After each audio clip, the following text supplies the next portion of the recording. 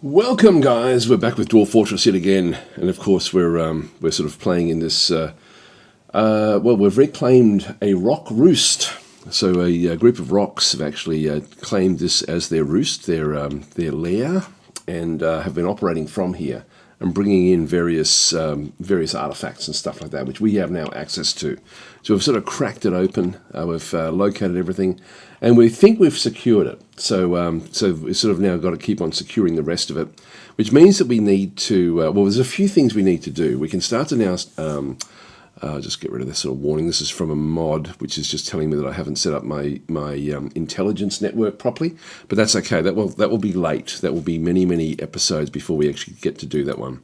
So I'll just remove that one. But the overall, we do need to secure this outside area, which is why I started here today. As we sort of go back through, this is a road that was built. We went and had a look at the legends last time, which was awesome. We found all sorts of stuff going on, but they did actually build these different roads from this location when they first settled it. Before the rocks invaded, there's a few different invasions that actually happened here, but the rocks ended up using this as their lair. So they took over an old fortress essentially, or an old mountain home. But they did actually build this road. And this road was sort of like the last of a string of underground roads that was brought out through here. So it doesn't tell us what the name of the road actually is, but anyway, it's in the histories. It is in the histories, and so this is actually one way that different things can actually either come or leave or whatever they need to do, which is actually quite handy as long as we can secure it. So it's open at the moment to this underground area, which is a little bit dangerous, but we'll be able to block this off with all sorts of different things. We just need to get to a position where we can build what we need to be building in around here, and we do need to then, of course, secure this edge through here as well. But I need to make use of this area up this other side. Let's go and just keep on going down a little bit. So this is now the next layer down. And if I go even further down, I've made it so that I have access into here, but I have blocked off all of anything else that's sort of leading up into what I would consider to be the more dangerous areas of the fortress. And we did explore it initially, and before we read about the legends, and then the legends are now telling us that there's a group of about 4 different rocks, I think, that have got this as their lair, and so which is extremely dangerous. These are like forgotten beast type creatures, massive birds. So they can fly. They can. In fact, I think one of the leader, like the mother of the group, is. I think her name is something like something to do with how well she bites things and how she can quickly sort of destroy stuff. So they're almost unstoppable. Now they could be hiding anywhere. So I've locked all of these old bedrooms off, so we don't have access to those. I think I have, and if we put like areas in through here where they've and we've only just finished doing that one, so we have access into this area. So this is all accessible. There's another one there which we've blocked off. So there should be no access points up into the bedroom layers. So you can see I've sort of now just blocked all of these off, and that should then protect us if we go down to the next layer. I mean, these in here as well, do they continue on anywhere else? How did we get into this layer? We're seeing that there's another group underground there, which we only just managed to save. I don't think we've got access to this as well. So I think I've made it so if we just go back up, that gets access from, this is actually past, that's on the other side of where we are. If we just go back down again, so all we see on the right-hand side here, that's all locked off to us. But this is all, the rocks could be anywhere in there. So this is all part of the old fortress. So it's extremely well defined at that point. And we can't see everything. We haven't sort of been down as far yet into the depths, but I'm assuming that's the extent of it. And if we go down even further, that's the last we see of it. But then we do see the various like the underground. In fact, it does keep on going down deeper through here. We only just managed to close this off before this blind cave ogre stumbled in, so I've got a few of them sort of floating around the place. And yes, and there's another one there. They came charging up as soon as we had cracked open, because we didn't know that this was like this out here. As soon as we cracked this open, they came charging up, but we managed to put up a wooden wall before they could reach there. Now this is all enclosed, which is good. And then it continues on down to this layer here. This is the actual loot pile of the actual rocks themselves. And so we've already explored these rooms, so we know the rocks aren't in here. And we have actually found 3 artifacts that the rocks had stolen from other. This is their loot pile. So we've got some pretty good stuff in here for when we want it. So this is like a special scepter, a basalt scepter, all crafts dwarf shippers of the highest quality. It's encrusted with rectangular sylvite cabochons and decorated with the dingo bone and naked mole dog bone. This object menaces with spikes of hungry head bone. So this is actually a special scepter that was created. Now what I've done is I've actually still keeping all of this stuff forbidden, just so nobody can have access to it yet. But this is the actual the hoard of the rocks back in through this other side.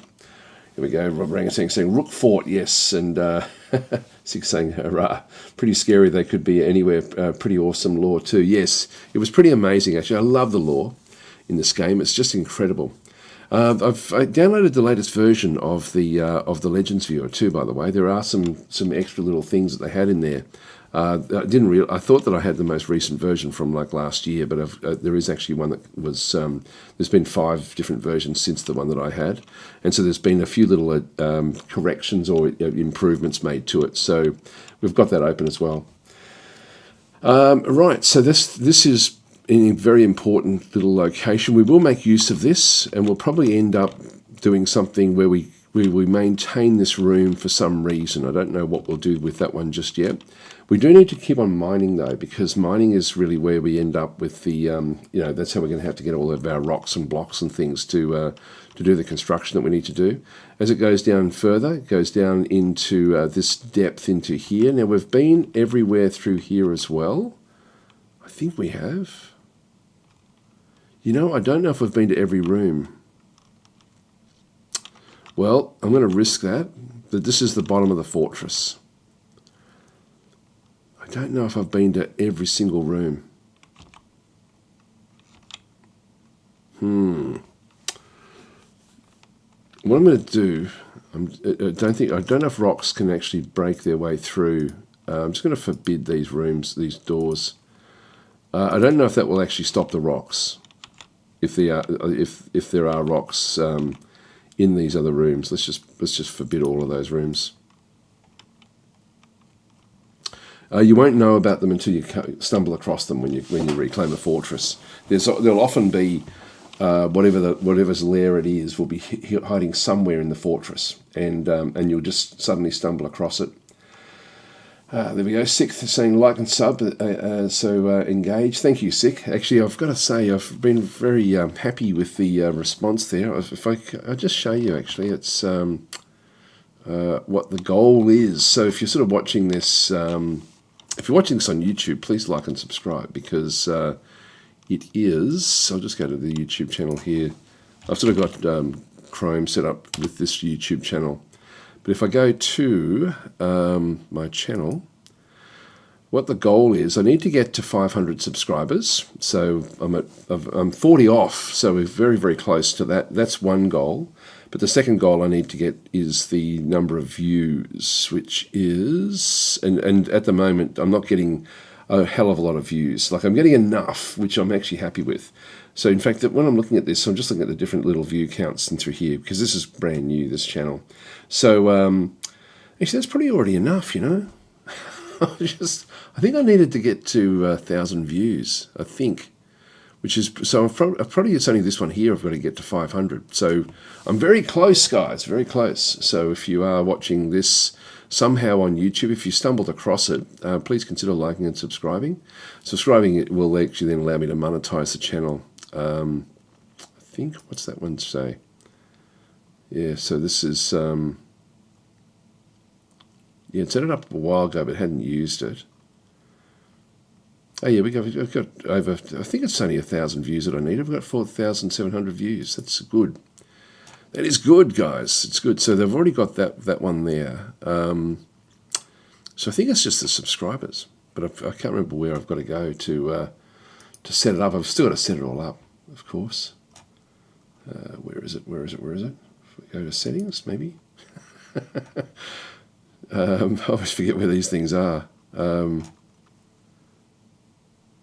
No, I'm not sure where I've got it. Is it advanced settings? No.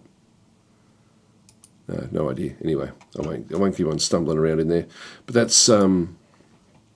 Anyway, I do want to thank you guys for supporting the channel. That's been great. Yeah. So Rangatang say maybe don't poke around in such places live on stream. Yeah, maybe. I think maybe. I don't know if those other bits I just went through or I might have to go back through and edit that one out.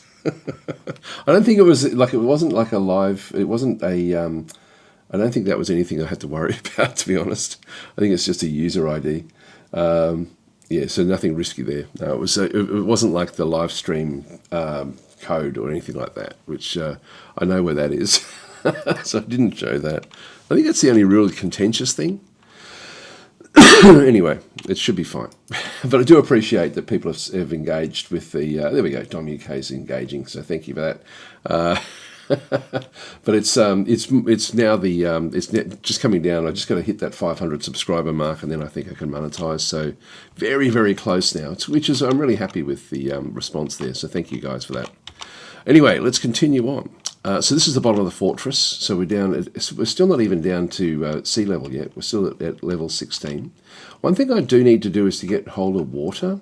And so we might even start to plan backwards from where the water is. Like there's water here. So we've got water up in the north.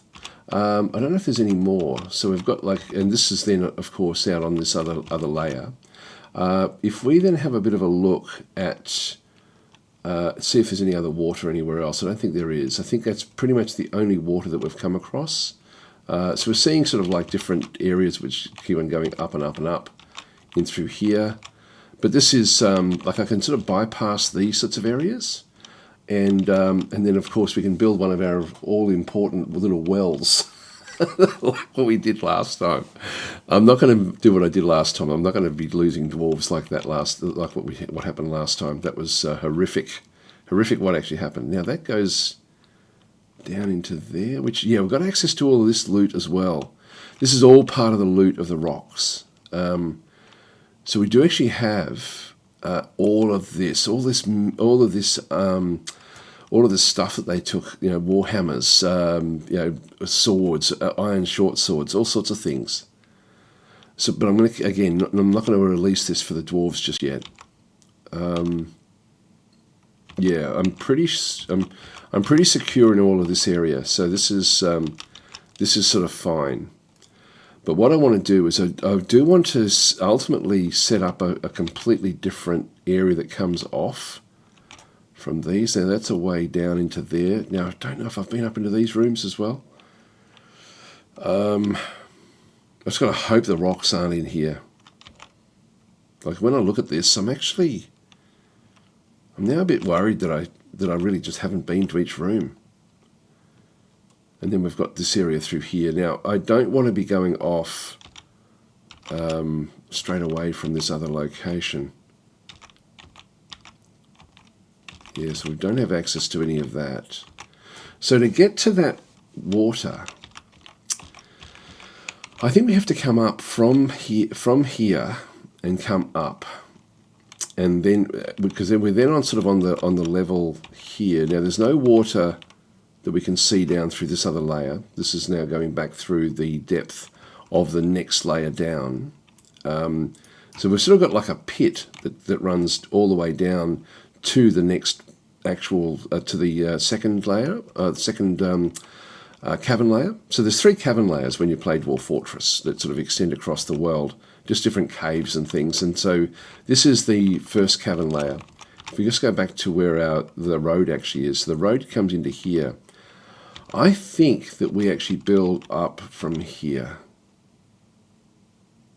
and as we sort of then extend down, we then go past all this stuff which is a bit scary actually. Let's go back and find that water. There's the water there. There's water here. Yeah, so there's water out to here. Let's make this where we come in. So we'll make that where we end up with our well. So I'm just going to go and I'm just now going to be thinking about what we end up doing. So I'm going to go and just start to plan the build of everything. So I'm just going to start to sort of lay things out. So we'll go with the, yeah, because I can do that safely through here, and then I can then finish it all off. So if this is going to be where we're going to ultimately have our well, so the well will be here. Now, if we break our way back up through past, like into old bedrooms and stuff from the old fortress, I'll just seal them off as we go up. So that really won't be too much of a problem. Let's just go back across now and do the advanced options. And we're just going to go and make this into a print-only mode. So I'm just going to come back down into here. I'll go that far. That should be enough. And then we're just going to create like a large area there, which will actually be channeled.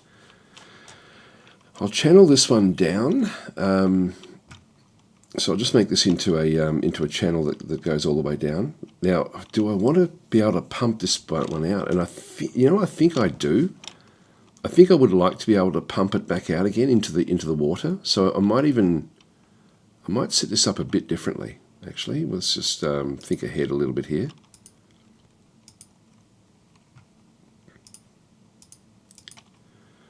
Let's do that, but we'll make all of these so we actually channel straight down into. Actually, do we want to? Yeah, I'll do that so we can end up putting in a floodgate in here. So we'll make that into a floodgate, which means I can then seal this off. So just in case we have to get to anything in the bottom of the fortress, I'll then put in on this layer above. I'll end up. So this will be the. Actually, no, it'll have to be this layer. It'll have to be this layer because we're going down. It's only going to get, no, it's not going to, this isn't going to work all that well. I need to have at least 2 layers. That's okay. We can figure that one out if we have to figure it out. And do I do a second one as well? Like, do I actually make a second well system? So we end up with like two of them, which would actually sort of be fairly handy when you think about it. I might do that. Or let's just go and build a spare well over here and do the same thing, just so that we've actually got like a secondary location a little bit further away, just in case something happens with this one, where we can sort of then just go and actually look after another little 5x5 area that I can then sort of start to use as a secondary one if we sort of keep it going there. So hi Began, how you going? And saying if you're able to dual stream, you can mute the tab at the top on YouTube, and it still counts, so you can hear it on Twitch. Oh, there we go. Yep. Okay. You can click the like button even if you don't want to dual stream. yeah, no, I do appreciate that, guys. Hi ZXM, how you going? Yeah, lots of weapons to hold while the rocks tear the fort apart. Yeah, it's gonna those weapons aren't going to do anything against rocks. So we will find them, I hope, but we'll have to figure out what the parameters are. And I'm thinking, before I started, whoever gets down into getting ready to explode, like someone that ends up down in this super unhappy state, I think I'll just create like a rock hunting group, like in the military, and just put that one person in it and get them to explore. So you don't want to have a named character that ends up in this predicament where they start to become unruly. Once they become unruly, they're on a rock hunting expedition, and so that will be a little bit down the track. But I was thinking that might be a fun way to have things sort of continue on in that sort of sense. Now, if we do end up having to pump this out, I won't worry about trying to build where all the pumps actually go at this point in time. But this will then allow me to have 2 layers of water in both of these, so I can then have access to different wells for when we need to go and create it. Now, I need to have access above, so I'm just going to go across and build in here. So this is going to be ultimately the access into what we need. So if we just go back across, I'm going to have to be able to build down to then get to this layer through this other side. So I'll just go and build down into here. Now we have to be careful of that. Yeah, actually the other one is no good because I've got to get through all of this. So I'll have to go a bit further over. How far over do we need to go? Then we've got this to contend with. Alright, so that's not going to work. If we just have a bit of a look to see, I've got this little block running down through here. This is the only area that's safe for me to dig through the whole way down. So when we have a bit of a look at that, that's secure all the way except to there. No, it's not. Still not acceptable. I really only have this little area here. Hang on, where is it?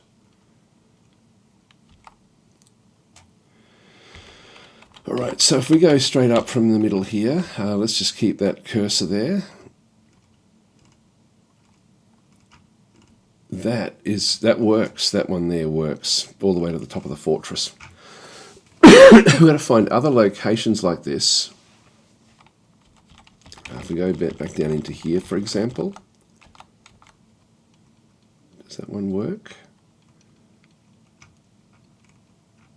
That goes all the way to the bottom. I'm just scrolling up and down now to see what hits it. Damn it, that's out in the open. I really don't have a lot there that I can do. It's almost good. It's almost good. I'm just thinking of, like, again, contingencies if we do need to have our way up. I mean, it's good except for 2 layers. All right, so that's not quite where we need to be. Where we've actually got the well is fine, but just not the other bit. What about even that? We just miss. What about over this side? Even further over. We don't get. Like, we've got a group, an area back over here. That there we can make use of, so we can go all the way out to there. Let's just go down a little bit and just see if this and no, it doesn't quite make it its way up. How many layers up? 1, 2, 3, at least 3. All right, let's just forget about the second well. We'll have to deal with that one at the time if that becomes a problem. All right, so we'll forget about trying to build the second version of it. We'll just keep on working this other version that we have. It's too difficult. So this will be the center of the well here. So on the layer above, we are going to allow an access, so there'll be a tunnel that leads off this other side. And then I want to have a staircase that sort of ends up going all the way down. So it'll end up, actually that goes all the way across. Yeah, actually this is still going to be okay, I think. So we're just one off to the side here to be able to then get to where we need to get to. If we then just build the, and so I'm going to build a staircase right up next to it, which is always a bit of a problem, but I think it's I think it's going to be the safest way to go. So we're going to just dig one more here, and then we'll have a staircase. Actually, that's going to be the staircase here. So we'll build the staircase all the way up to pretty much the top of the fortress. So that one bypasses everything and gets all the way up to, well, we don't have to go too far up, but maybe even just to there. If this is going up, say, 20 24 layers.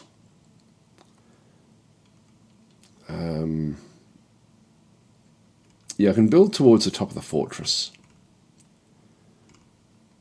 Look, I think I'll do this just so we end up, if we need to be up this way, we can do it. We can still have sort of like wells and things, even on this top layer. Or even just like a layer below. Let's just do it to there. So there's going to be a staircase that goes all the way up. And then what we'll do is we'll just keep on digging a channel down from that point all the way down through the next to this particular location. So it bypasses everything, so we miss everything, and then we just get it to there, which will then dig through into this particular zone underneath. Now the staircase. Once we hit this layer here, we're going to be probably wanting to have like another access point back up into here. So I'll build just another staircase here. A small staircase that just goes down one layer, just to that layer there. And maybe we even, like while we're here, let's just go and build a ramp around the outside edge.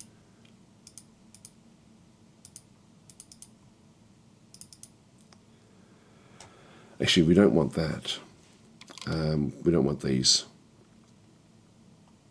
So I'll just go and remove that and that, because we need to have, this is going to have to be something that where the water needs to be controlled through here. So so that sort of works. Now we're also going to need to build up to here as well to ultimately then open up the floodgates there. But we will actually just leave this where that is. So that sort of gets the, that's going to have then the whole well system ready. And where do we want to start to build our hospital? Because we're going to be building past a location, but we need to get the water access fairly quickly because we don't actually have access to water at the moment. It's something that I don't want the dwarves. Actually, you know, I've just realised we've got a problem here. Those blind cave ogres can actually crawl up through that location to this location. So they can actually get to where we are, which we're going to have to be extremely careful of. All right, so let's, we're going to have to do some basic mining really, really quickly. Where's the road? There's the road there. Okay, so we need to start to mine from, this is our rock layer at the bottom here. And so we've got the well is, where the hell is the well? There it is. This is going to be we'll make this the layer that we start to sort of then work on. So we'll just make this into I guess the position that we set up initially for the fortress. I may build up a couple of different areas, but in this case we're going to be needing to have actually this is another thing. This is a point of extreme weakness.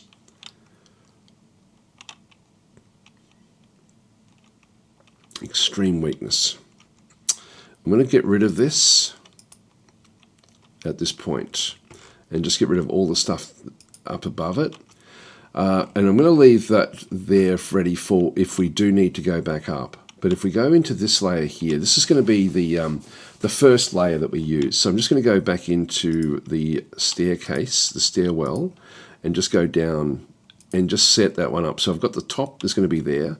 I can then build a hatch there, which will then sort of secure this well a little bit. Things can still crawl out of it. The other option is to not do it there. Is to come back to here and build the up-down stair here. So start here as the up-down stair. And so, oh, hang on, just delete that one. So we've now got 2 layers above. Yep, so I'll just come up to this layer here. Up-down stair there. And so that's now going to have the up-down stair, which will be the layer below the well. And so that will then sort of finish, and then what we can do is just come up where we actually have the well, which will be in here. This can then be set up where we have another staircase that then comes in off the side. So we can sort of then just at least have it secure that way. So we'll go and do that. So we'll just go and build a corridor across to here, and then build a staircase. Now, if I build it one more, I can then just make sure I've got like some sort of solid rock way of stopping things from actually coming back up. This will then slow things right down, hopefully. And again, I'm just trying to think of the sorts of nasties that we're likely to sort of see in the fortress. So we come back up. One level here is going to be where our first well will then be. We then dig down across towards the well, and then I want to have like a largish area around the well. So this will ultimately be the main hospital will be sort of in this zone, and we can sort of do anything we like from in here. So we have the access point over this other side. So I'm also going to fan out some of these areas as well. Now we do actually have, that goes up. This one comes off to the side. It's fine for me to then start to dig off in around here. So let's just go in and dig from here around. And then ultimately what we'll be wanting to do is block off a lot of the way that we have access points into the fortress. Now, I'm ultimately going to probably end up with with this being like a big opening. Yeah, sure. I'll ditch this one here. In the long term, what it will ultimately end up being is so I'll just dig in around this way. This will be like a landing, and I'll either go off in this direction or I'll go off in this direction. So I think I'll head off in this direction to start with. Then we have a corridor. So we'll start to sort of then make this, we'll start to make use of this area. This is going to have to ultimately then be where we have multiple access points coming into this well. So I'll just have a couple going off this way. Another 3x3 all the way down. So that will be the main corridor into this part of it, and then we'll make this into like a hospital type layer at this stage. So this will be our starting point. We won't build the hospitals just yet, though. We'll get them established afterwards, and with what we end up having through here, we probably have to come back up a few different layers to sort of start to sort of think about how we do it. We're going to ultimately need bedroom layers as well. Meeting hall can be okay, so we can sort of keep everything sort of where we have it. Let's go and dig another one off here as well, and dig this one off. And I might start. Actually, I can use the top of the fortress for different things here. So I won't dig anything with here yet. Let's just make use of the top of the fortress for a lot of what we then want to be doing. Now, getting the blocks, we're going to have to now set up different areas where we need to get the blocks into different zones. And so we're going to have to. I think we'll set everything else up in the top of the fortress and just be done with it. So this, I'm happy enough to release all of this now. So let's just go across and basically sort of open this up so we can start to get some actual rocks back into everything. So we just go back into here again, and we just go from blueprints to normal. So I'm just going to go and make all of this stuff into an actual order. So I'm happy with all of this. Come back down into this layer, and then we actually have the well system all the way down to there. Get that as well. Get this as well. And what we don't want to be digging is these areas just yet. So I'll just leave that one there where we have this one locked off at this point in time. So we're not going to break through just yet, but we'll just get it all ready. So that's now going to all be positioned, and so that is bypassing everything. That works. And then we've got the stuff above it, which we can then just make use of to get more access right to the very, very top. Sorry guys, just got to get rid of somebody. Ban. Gone. So, sorry about that. I hate those little people that come in and try to sell views and stuff. If you need to grab my attention, either in YouTube or in Twitch, just do an act as tactic and it will then beep at me. Okay, so we've got all that stuff. Yeah, they're not even a dwarf in the fort. Yeah, I know, it's horrific. First banning, the first death. Well, that was a full banning. That was never come back again ever. That particular ban, not just a timeout. All right, so at the top of the fortress, we do actually have a carpenter's workshop. We've got all these blocks that have been set up through here. Now, this furrowed clay loam is not going to be fantastic. We've got all these blocks to start with. And I think we need to make use of these as best we possibly can. What I'm actually aiming to do here is to set up a fort within the fort eventually, just using these sorts of blocks. So we'll actually pull these apart. So pull apart the whole of the fortress. We've got a fair few blocks. These are just alabaster blocks. Now there's the farmer there. What are you doing outside? No job. Okay, so they're coming out to this location.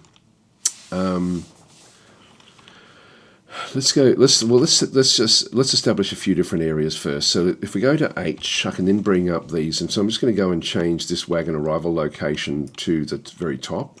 So I'm just going to yes. So F1 will be this point.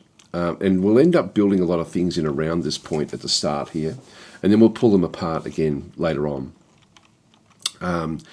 Next one we want to have is going to have to be the road entry. So we'll just do that one, and then we'll just sort of scroll down and find, oops, where are we? Just move it into, say, there somewhere. And that's the road entry, so we'll just do that one. That's going to be F2. F3 will be the well, and we'll move that one up. So just get a few locations that we can sort of locate fairly quickly. So the well is going to be over here. I'll leave it off to the top there. I think that's all we need to really do at this stage. Oh, and I might just do the horde in here as well, just so that we know exactly where that is. I've got two hordes, but I'll just make it into the one with that has been mainly sort of used by the rocks, which is down a bit deeper. I've got one horde there. Was there another horde further down? Yeah, this is the rock horde in through here. So I'll just put that into the middle here, and center that one there. So that's going to be this is going to be sort of like where all the loot is. So that will do us now. So that's going to be just before. So I can just go F1 come up to the top here. The wagon is currently the meeting area for the dwarves. I'm going to just build everything up the top here. This will be sort of like a base of operations. We do have an active trade depot here as well, which is good. In terms of what we're going to ultimately do here, we will start to do some works back through this other side as well. And so let's make a meeting hall here. So we'll start to just go and get our critical areas. So a meeting area is going to be just off to the side here. So I'll just make it, say, doesn't have to be very big. Just so that they don't, if I don't make this little meeting area, they will meet at the wagon, and you can see there that Sick was outside. And I don't want anyone outside, so I'm just going to go and create. This is going to be. So this is where we'll place the wagon as where they all hang out. If they've got nothing to do, they'll hang out in here. So meeting area accept, and so that the first one is essentially by default the actual meeting hall, but I can go and change it to like a tavern, a temple, a library, guild hall, hospital, etc. But in this case, just a meeting area, just to keep them away from the wagon. We need to get everything off the wagon as well, even though it's all inside, which is great. So we've got stuff already inside here, but and there's nothing outside except for Sick. So we also want to be blocking off this. So I'm just going to go, and while we're here as well, let's just go and quickly set this up, because this is the only real entrance into the fortress. So just going to go into constructions. We're going to go into wall and throw another wall in there. So we've got alabaster blocks. So we've got a fair few blocks actually. And we don't have any doors yet. What I think we might do, right, because we're going to have to be building a lot of different sorts of things, I think I'm just going to set up with the work orders right from the very, very start. But we'll start off, we do have access to wood, so I'll just go and grab a couple of wooden doors. Where are you? Just so we can start to secure some of these areas. We should remember the last one that you did, like it's sort of, the old game used to do that, where it would always just, whatever you selected would then be at the top of the list, which was quite handy. Right, then we're going to have like all of the, essentially just all of the, everything we find will ultimately end up in a catch-all area. So I'll just move the catch-all area up into, well, over here, I guess. So just go and start to build a large stockpile of everything.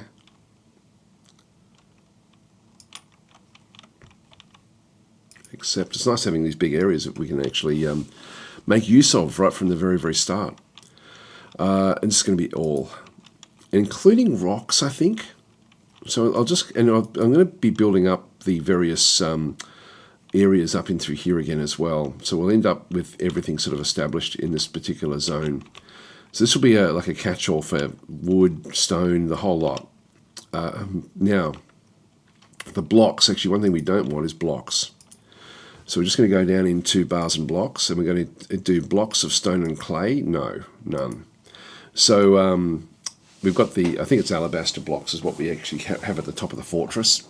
And we'll be wanting to build with those in the bottom of the fortress. So that's going to be sort of how we secure the bottom initially.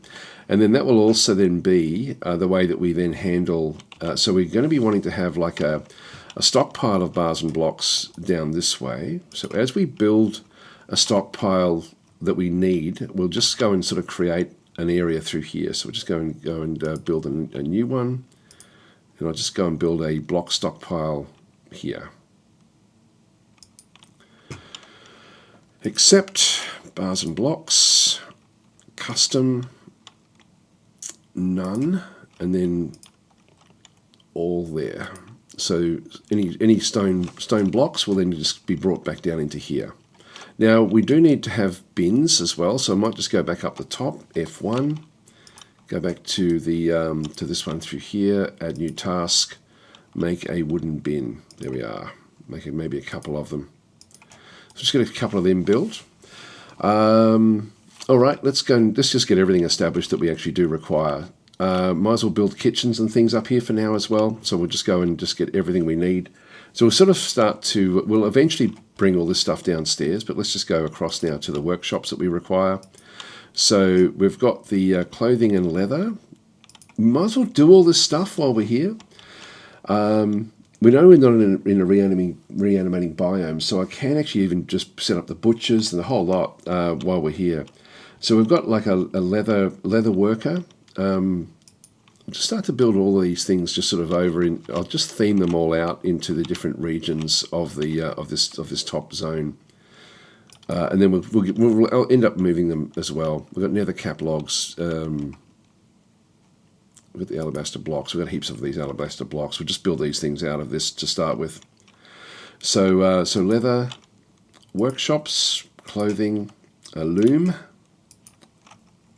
out of alabaster blocks. So this way, at least the dwarves will have access to whatever they need to have. So we'll then just go back across again, workshops, and clothing and leather, and clothes. All right, that's the clothing area done. Related to that is the leather working and the butchery. So we'll just go and get that done as well. The butcher can end up with miasma.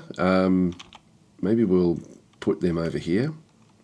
So we'll just go in and workshops, farming, butcher.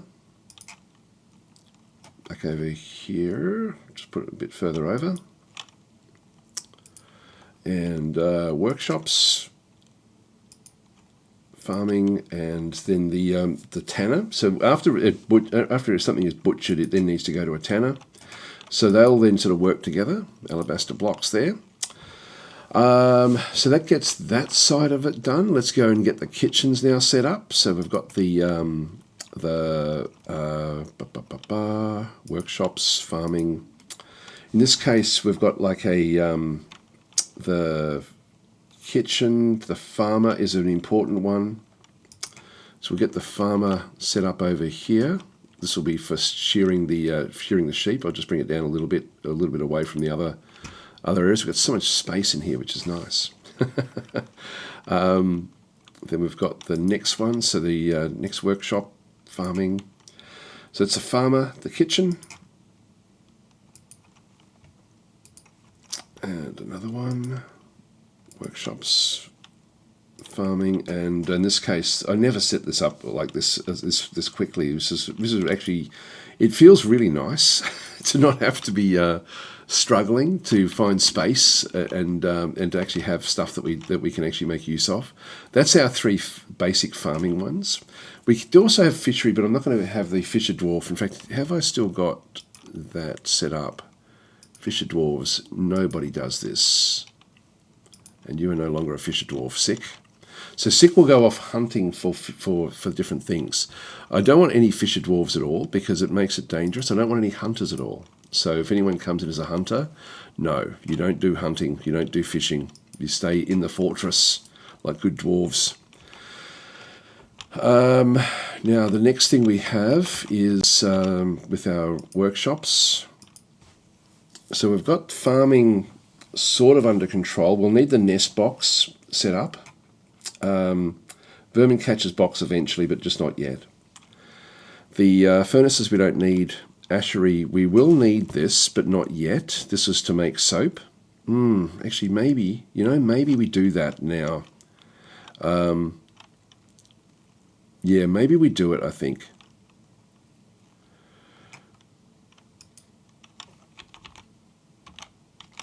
And I'll just pop it over here where we sort of end up with things that are semi-related to butchering.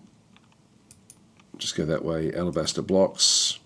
They need a barrel, so we do actually have goblin cap barrels and a bucket. There we go. So they need that to make the lye, to make the soap. But we need to make it from the tallow that we then, when we butcher things.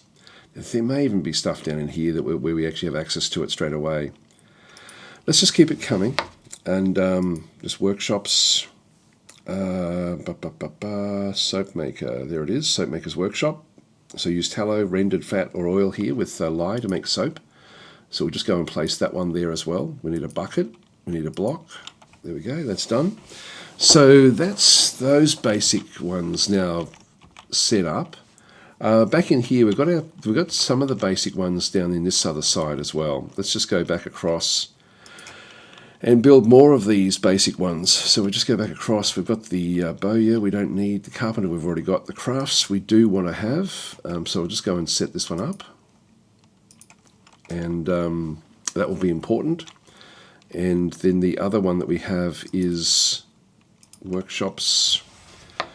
The jeweler, don't really need it yet. But hey, let's just do it anyway. So we'll pop that one over there, and then I'll do a mechanic down over here.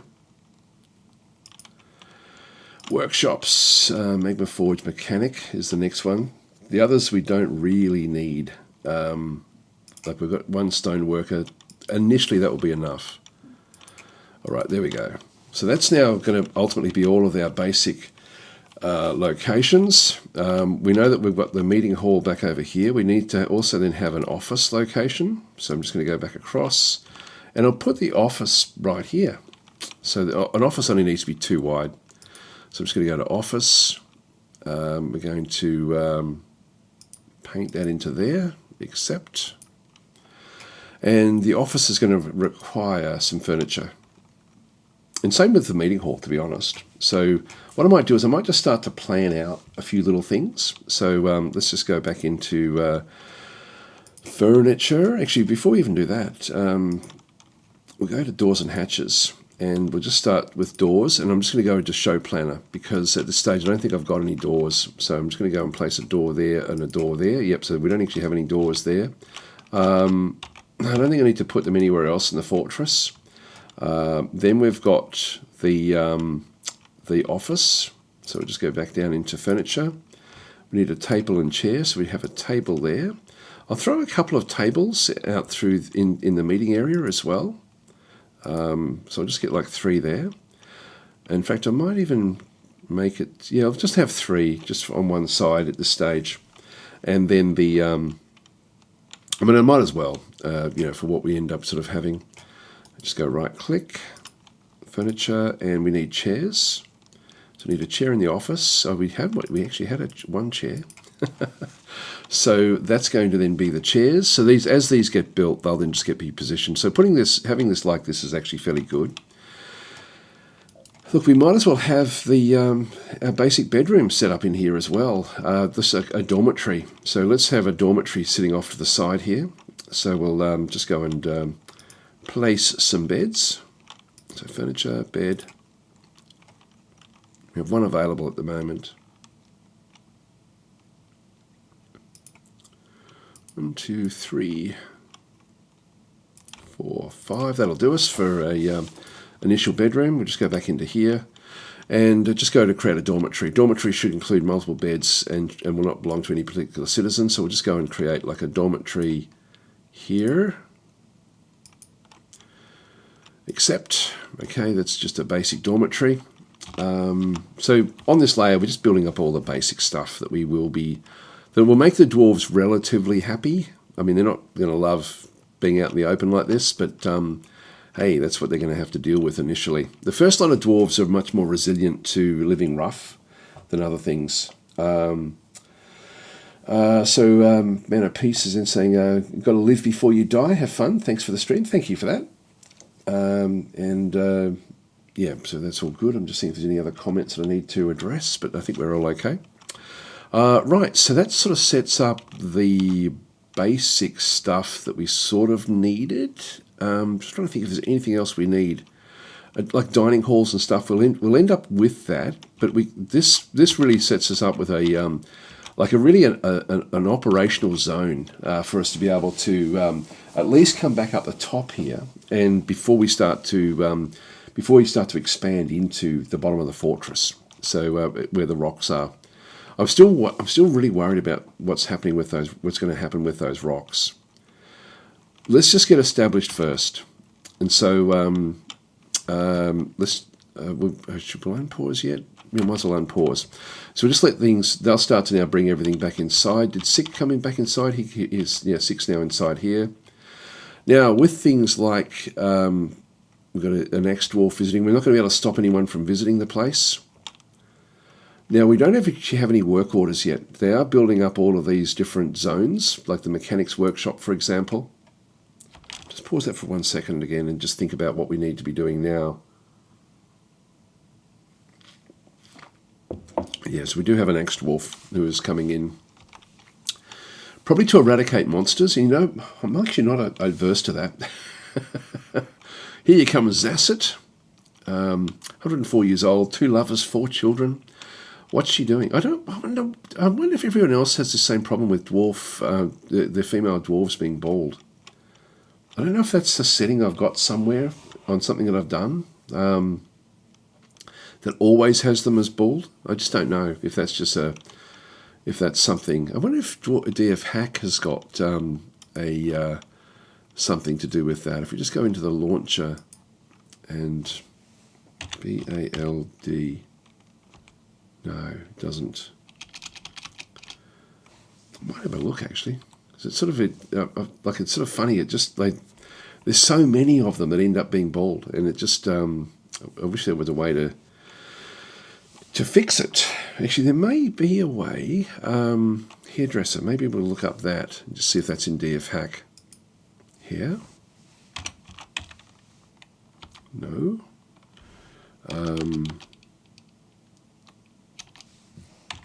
Beauty? No, nothing else there as well. I'll just do a quick Google search and just see if I can find something. Where is it? I'll go to this one here. Nope, not that one. This Legends Viewer one.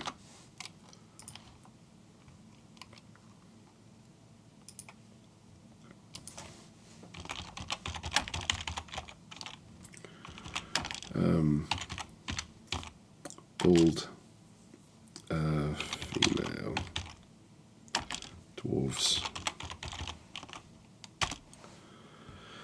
Modding out bald female dwarves, beardless male dwarves. So there was a mod for the bald females briefly, but got pulled for being broken. I figured out how to manually fix it. Okay, so for each dwarf using DF hack.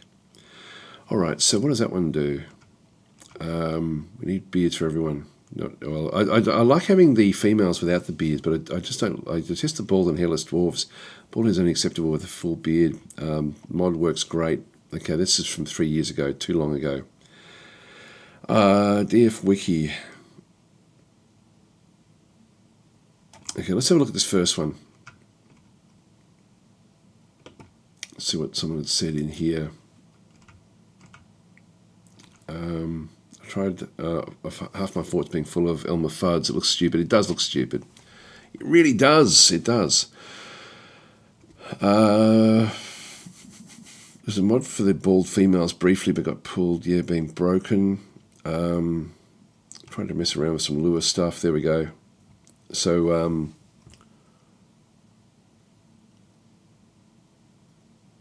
all right. So use GM editor appearance.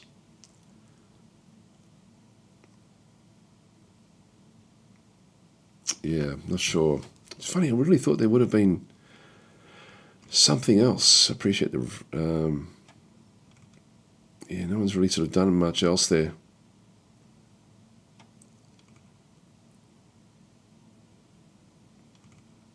Yeah, not sure.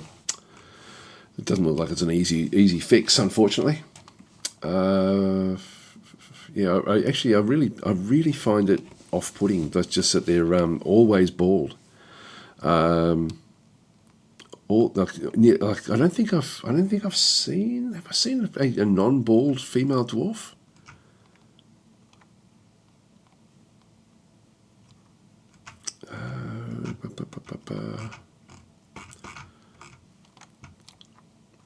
Female dwarf hair. I'll just do female dwarf.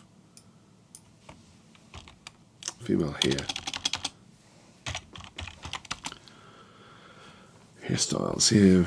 Do not naturally grow beards. Female sport hair on their heads and display. Yeah, well, they don't. In Dwarf Fortress, they don't. Not in my Dwarf Fortress. By default, hang on. In the Steam release of Bald, leading to vibrant, create and maintain mods like that, let to even in the Steam Workshop.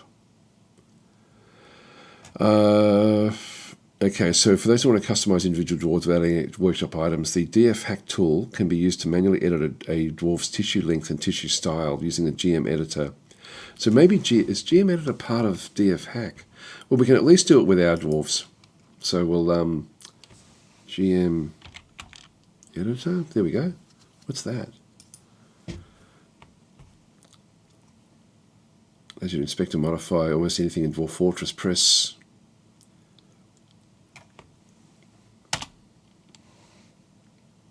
Yeah, no target. Okay, so how do we use that? Try that again. GM. If actually there's a GUI there for it. No, that didn't do it. Hang on, sorry, I just got through here. If I go and click on that one there, is there a GM editor here? Let's just go back into, we've got DF hack, GUI, GM editor.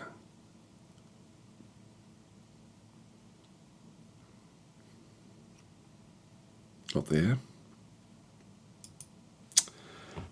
Open the Dwarf first. Okay, so if I have this one open, GM editor.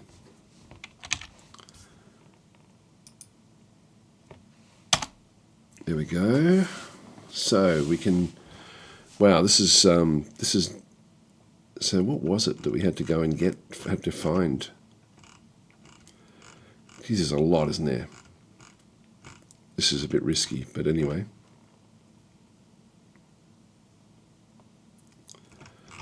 And it said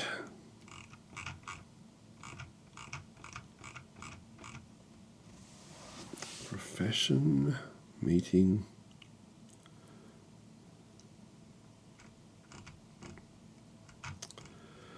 military uniform drills. I forget what it said now.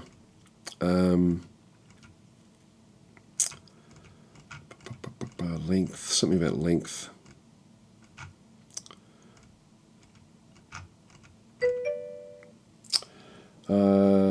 Tissue length, it said. Okay, so where's tissue length?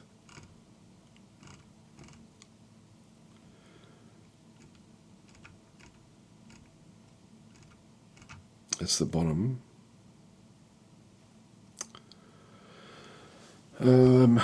Is there a filter? Yes, search. Okay. It's not there. Damn it. Why would it not be there? Go to appearance. Okay, appearance. Right.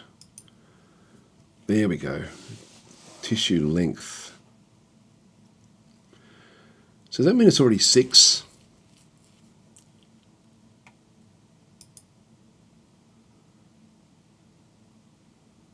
I have no idea what I'm doing here. Hang on. Better go back and read it.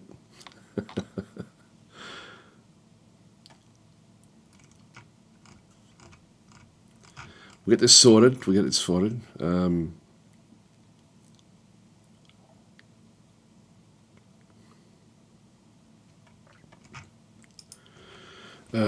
Okay.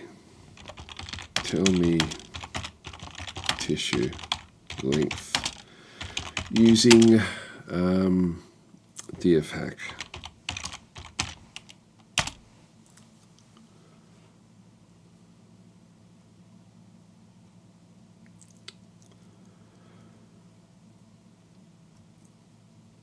Yeah, press the tilde key. Yep, okay. Navigate through the interactive menu. Body appearance editor here. Okay. Well, that's not what we found, is it? Let's go and start again. Right, so number 2 is head hair. See a list of numbers. 1, 2, 3 for dwarves. These numbers, okay, so we need number 2.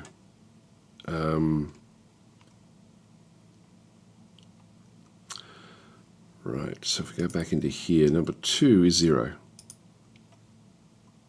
So if I go and change that one there into a new value, let's go say 4. That should be it, I think.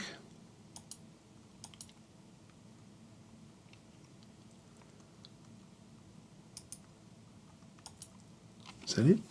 Let's see what we have to do.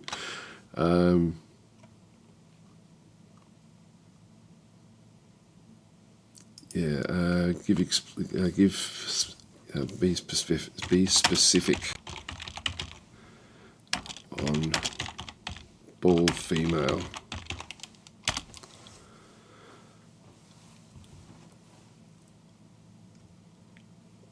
Change the number 2. Okay. To a number between 75 and 200. Let's make it 125, like their example said.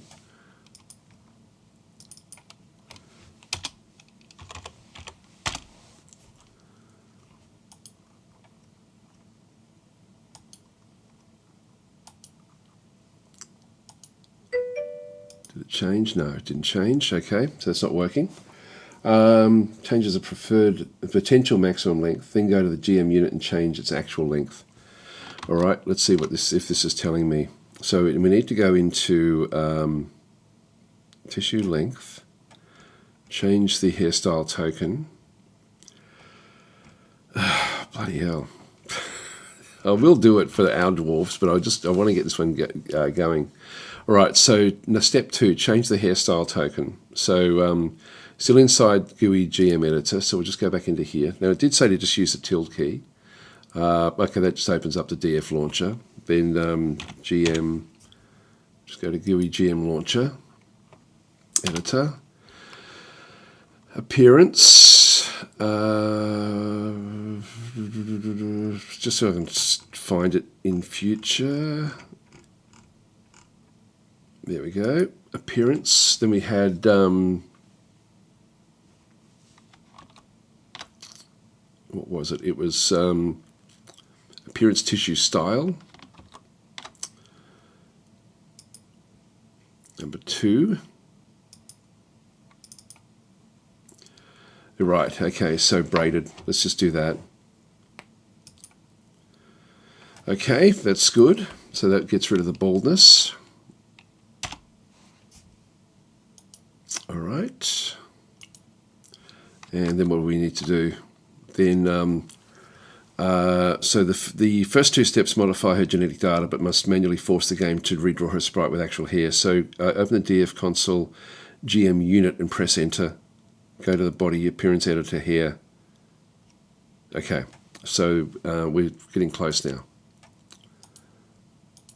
So we go back, go into the tilde key, GM unit,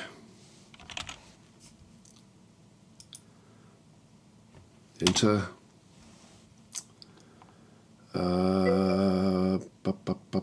Which one is it? Colors, body appearance editor. I'll just make sure I get this 100% right. So here.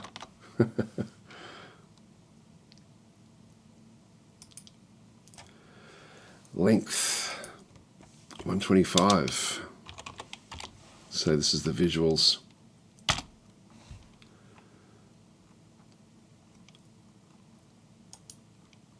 Then what do I do? Once you close the menu, the sprite will update immediately.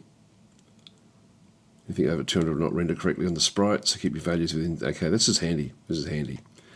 So, go that way, go that way, go that way. Click. What the hell? God, this shits me. Okay, so thanks for the subscription, Mr. Voxy. God, what the hell am I doing wrong? Let's try this again. Again, just going to press tilde. GM. Unit. Enter. Body appearance editor. Hair. Length is there.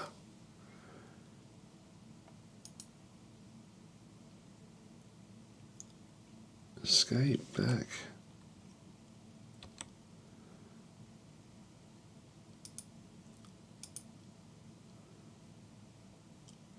The long hair is unkempt.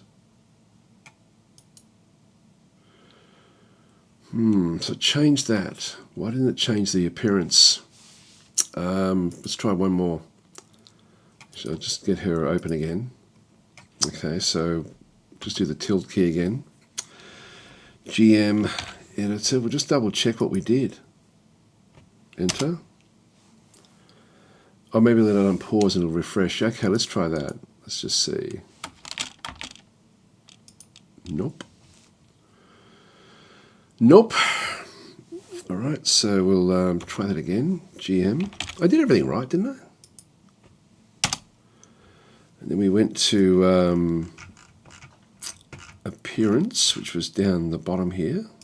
Appearance. Tissue style. Now I had tissue style. The tissue style ID, was that what I needed to do? It's braided. No, we chose the right one there.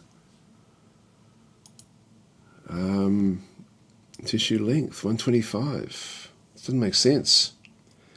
Tissue style, tissue length, they've all been done. Oh, I've got no idea.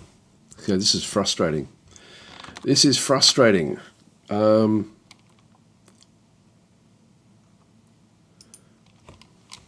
This didn't work.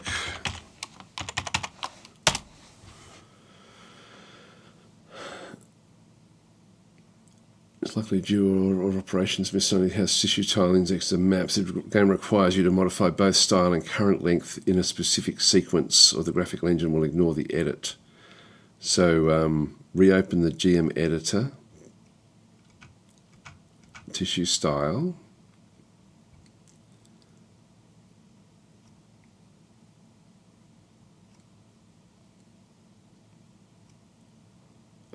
Change both from clean shaven.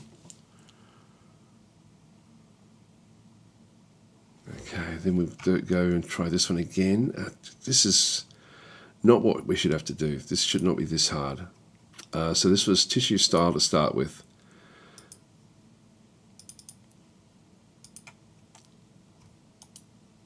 Right, then tissue length. I'll do 75 there. Okay.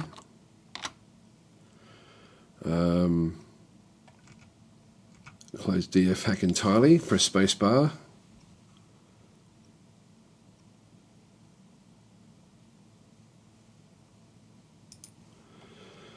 Right.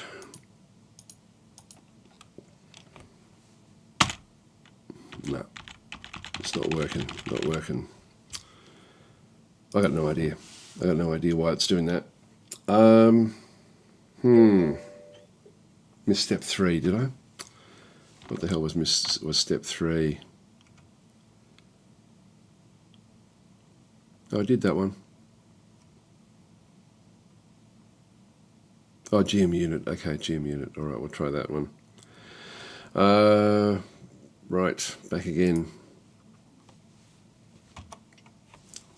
GM unit.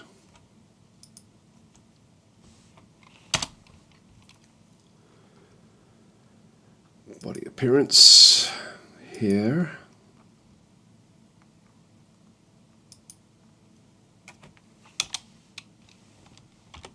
Let's just go and click. Oh, there we go. It works. Right. Okay, so that's the order we have to do it. All right, let's go and fix up all the other dwarves in that case. Dragster. Is Dragster the only one that we need to have a look at? So with Dragster, we'll make Dragster have very, very long, luxurious hair. Anyway, we'll do it for our dwarves in future. We'll just make sure that we... I wish there was, again, a mod that just stopped them from being bald. Anyway, we'll just let it continue on through. So if we go into... they just don't look right in the game. Okay, so let's see if we can actually do this from memory. So it's going to be... open up this one. Press the tilde key. GM editor to start with. Enter. Go down to appearance, down in here. We start with the tissue style. We go to number 2. We change that to maybe ponytail in this case. And then we do the same thing. We had to do the same thing in here as well. So I'll just go and do that for 2 and 3. I don't know if that's what's required. Right click. Go to tissue length, go to number 2, change this value here to say 180, enter. All right, let's just see if we can do this without actually changing the other bits and pieces. We come back out of there, and then we need to update it. So we click on tilde again, and we go GM unit, enter. Body appearance editor, hair, length, 180 was what we had selected. There we are. Done. Okay. Curly 106. Let's just see what happens if we change these to, say, 50. I don't think it's going to change much. Greasy. Change that down to, say, 50 as well. And dense. Don't know what the maximums are for each of these. So 100. We're not seeing any change there, but that's all okay. And that's probably just going to change her overall appearance. All right, that one works. Okay, so we now have, at least we can get the dwarves with hair. Now we also then have Private Joe. Is Private Joe female? Yes. So we'll just go and change Private Joe as well. So we'll just go tilde. It's not too bad when you do it in exactly the right order. Down to appearance.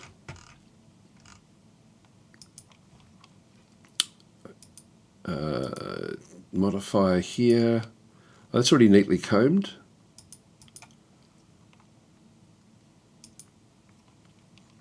Well, I'll keep that where that is, so I'm guessing that that's going to be fine. Then we go down to, appearance, tissue length. It's already got, yeah, it's just not big enough. That's all that this is. So the game must randomly choose numbers that don't actually work. Let's go all out this time.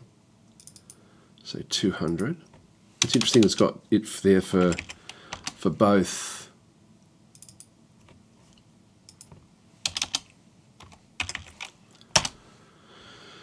$200, okay, so then we go back across, tilde key, GM unit, enter, body appearance here, 200.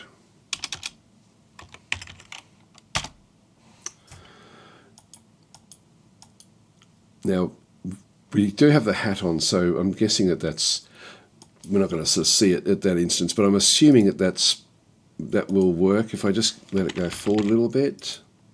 Yeah, we don't get to sort of see anything else in through there. That's okay. Yeah, so Greyman Walking saying, I think if they're wearing helmets, they might hide their hair. Yeah, but I think I might be right. But anyway, at least that's done. Did we have any other dwarves? Any other females? Tail Sly Fox has got a beard. Sick is a farmer. Back in through here. It's hard to tell with the hat on. Look, Sick's already got a hat. We'll just see if we start to notice them. We'll just try to fix it up again. So anyway, that's pain in the bum, but we got there in the end. So that's going to at least sort of visually help things a little bit. Right, that's all done. Okay, so just go back up the top again. Now, the other thing, when I do come back up the top, actually I'll just unpause the game now. We'll just let them all sort of start to work their way through. I am concerned, here we go, we've got a petition, eradicating monsters, yes, we'll approve this. So this one is a dwarf. I'll let dwarves come in, so we'll actually just approve this female dwarf to go off and go hunting. We should see her sort of wander down. There she goes. We might follow her around just while the others sort of build everything. So she's going to wander down and then just go hunting around looking for things to kill. So she'll explore for us.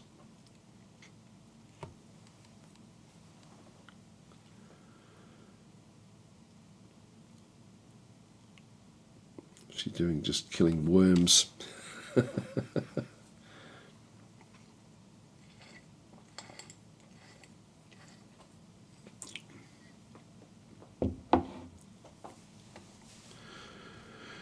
Well, she's not going down the pit, so I'm guessing that things can still crawl up. Yeah, so that's the pit down there, and so she's not making her way down there. There's the cat following her around, which I don't know if I like that idea.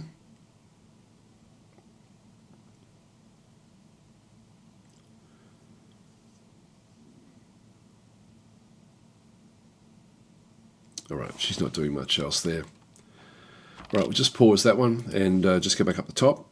So F1, oops, that should have, just do that one, F1 back up the top here. So we've got all of these different things built. Let's just see if we can now do the auto farming and try to get that one sorted. Actually, who's that? That's Alta Buffalo as well, another woodworker, another female. So if we go back across into the, what was it again? What was I just going to do? My mind's gone blank.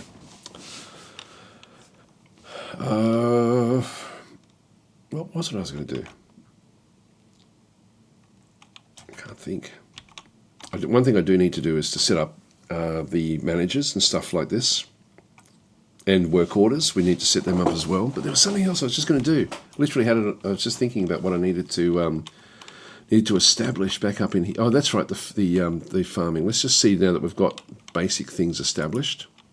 If we can just come back across, if we go into the control panel and just see if we can actually do the auto. Actually, auto farming is now working, so that's good. We've turned off auto fishing. Auto starts, we want to make sure that we end up with the auto farm on, yeah, which we do. That's good. All right, so that's fine where that all is. This is all going to go off unless we start to build barrels. So we do need to get our work orders established. For that, we need a manager or a manager for the fortress. So let's go and open up the nobles screen. At the moment, we only have the expedition leader and the militia commander. So if we have a look down, we've got broker, bookkeeper, and manager all need to be fulfilled. So we just go into the manager role. There's no relevant skills there, so let's just go back down into bookkeeper. Novice record keeper is orangutans, the expedition leader. So I might as well make orangutans in charge of all of this stuff. This one does require, the bookkeeper requires an office and the manager requires an office. So I'll just have them both the same person, and also the broker. If you go look at the broker, orangutans, yeah, again with that as well. So I'll put orangutans in charge there. In fact, it's only the bookkeeper that requires this one, but I can have orangutans in charge of all of those different roles. So we now come back across. We know we've got the zone that we set up into here. So I'm just going to go and click on zones, click on this one here, and then auto assign the thing here to the bookkeeper or the manager. Actually, I'll just do the manager because they should both be the same person really, which is going to be orangutans.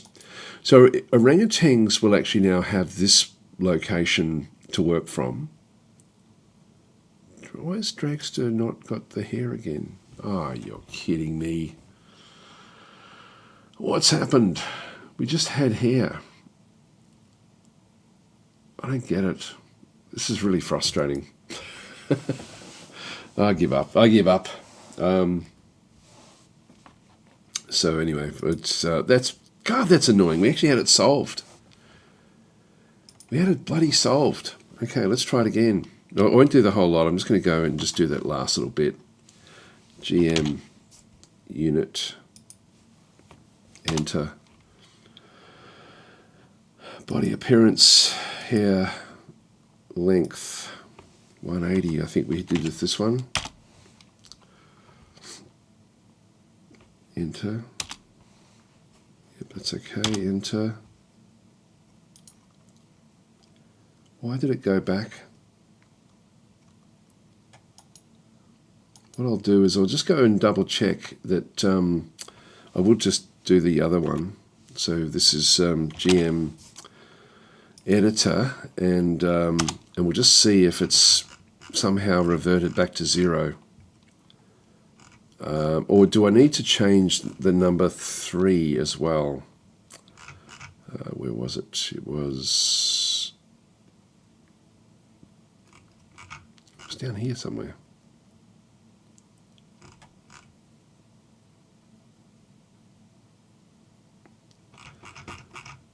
Appearance, there it is.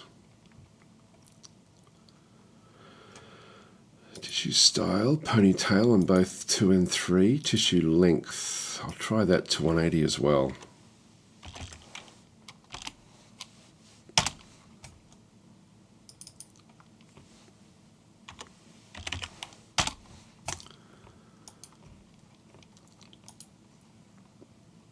All right, let's try that. So that looks right. Okay, let's go to a different screen. Come back up again. All right, hopefully that will stick this time. There we go, so that's fine. Now we are digging our way through, which is fine. Now the manager. Now what we need to do is we need to set up work orders for all of the different bits and pieces that we actually have going on through here. Which is going to ultimately end up, what I'll probably end up doing is I might just have a rock stockpile back up in here somewhere. So let's just go and build another one of those. Like a big rock pile here.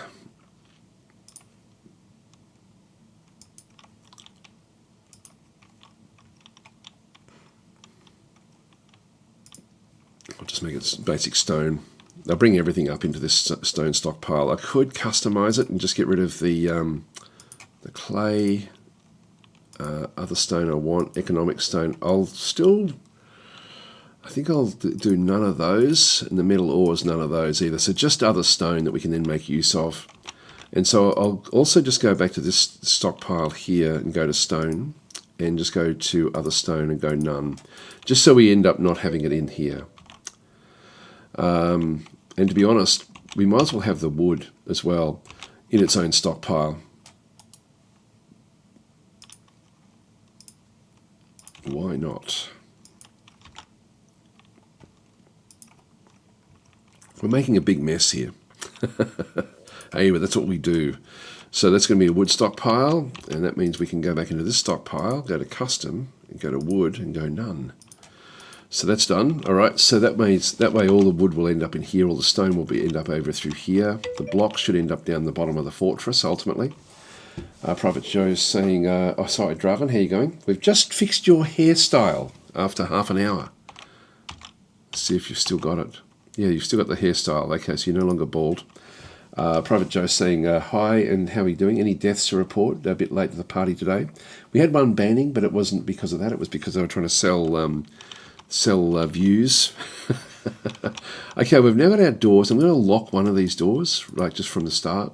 It's just so we've only got like one door into the fortress, which sort of gives us a bit of security now. So we now have a wall all the way around, and I'll leave everything else open at this stage. So we need to now go downstairs and start to, well, in fact, we need to get our work orders established. So what work orders are, if you're newish to the game, it is confusing the way these all sort of go and work. But you've got, these are all the different things. You've got the list of your dwarves. You can also go to your pets and livestock. You've got the anything else like the blind cave ogres, the eagles, and the cave crocodiles. These are the animals that are around. Anything that's dead or missing will then sort of show up through here. So that's your actual dwarves.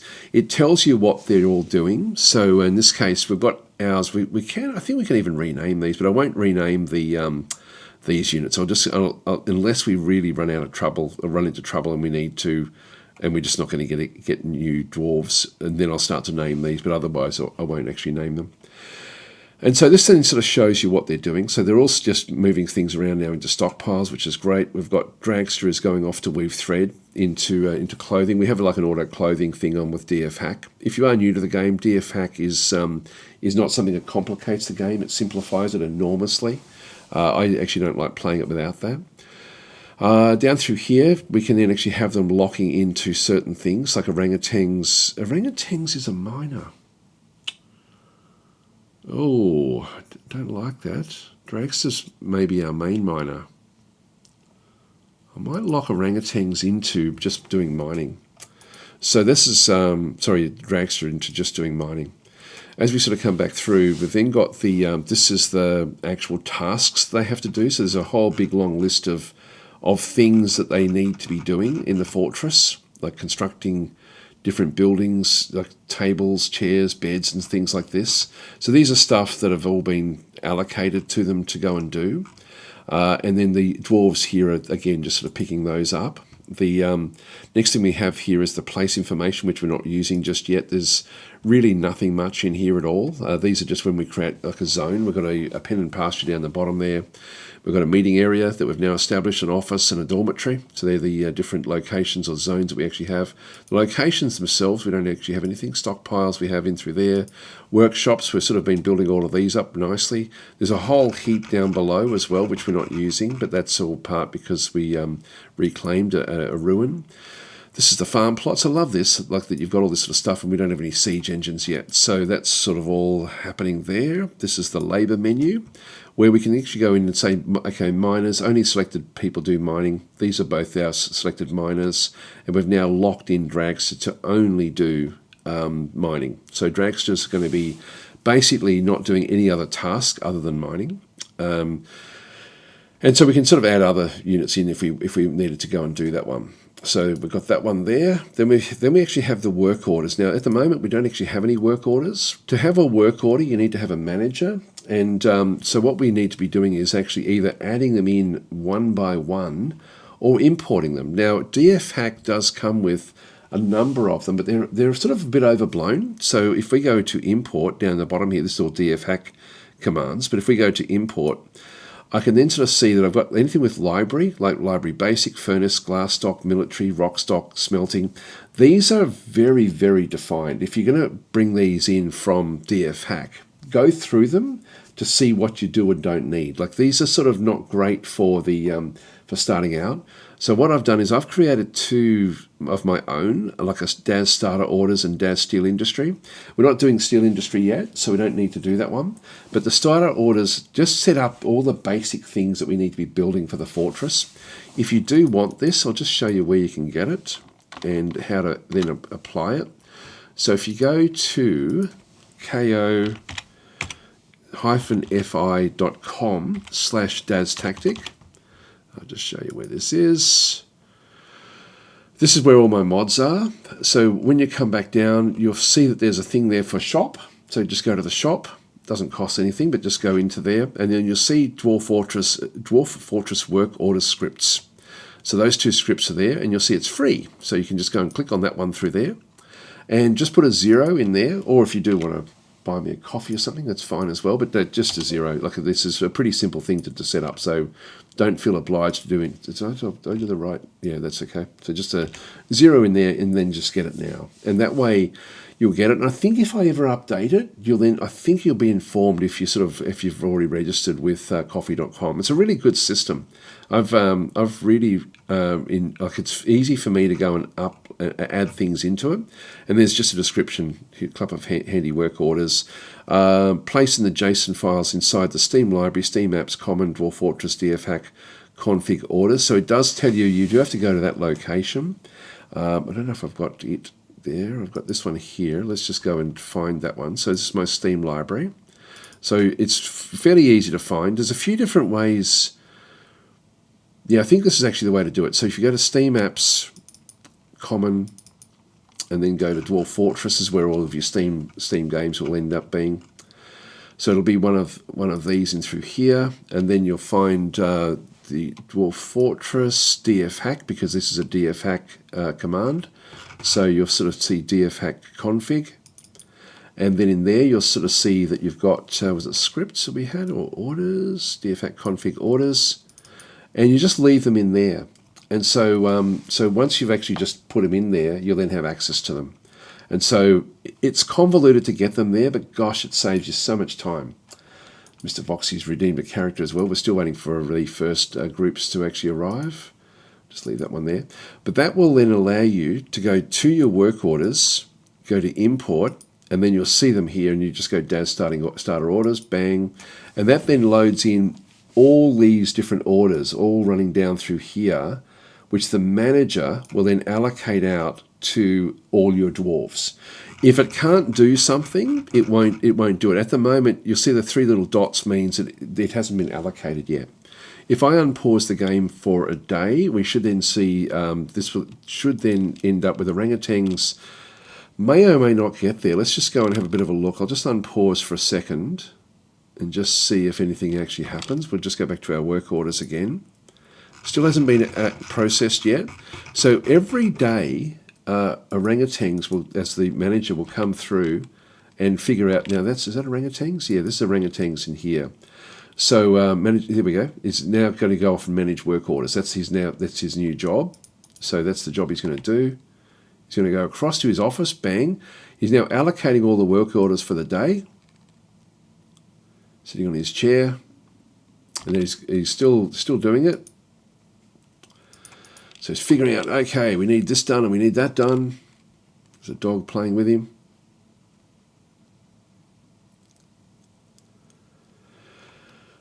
And almost there.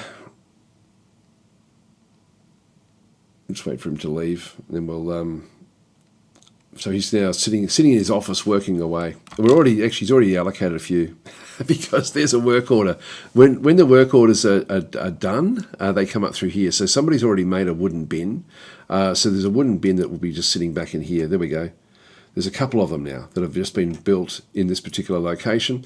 So if we have a look at our work orders now, what we'll see is we've got things, for example, like brewing drinks from plants.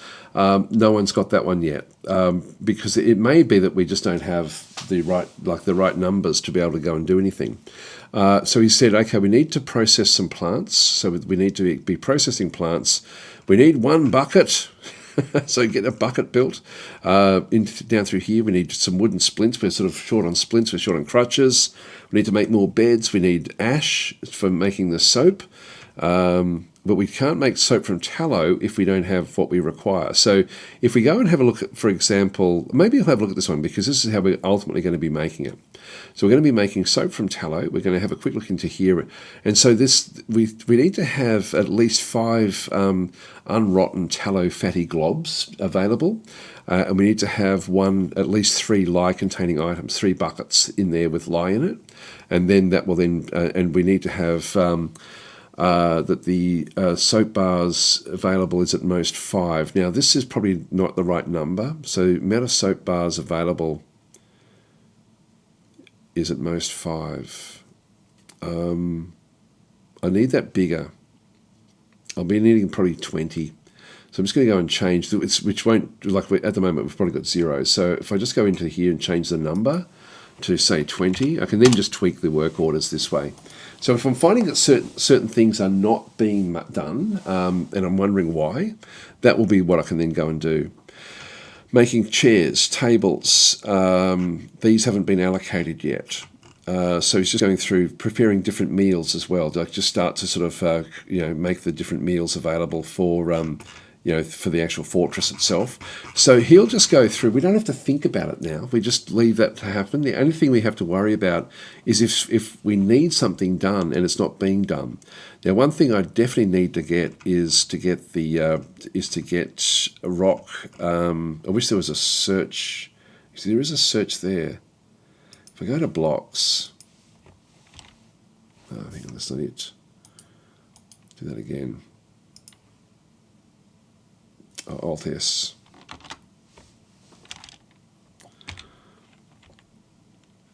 Blocks. No, it didn't do it. No, I don't know why. Alt S. Just remove all of that. I'm not sure why it's actually why it's doing that. There should be a rock blocks in here as well because we need them for building.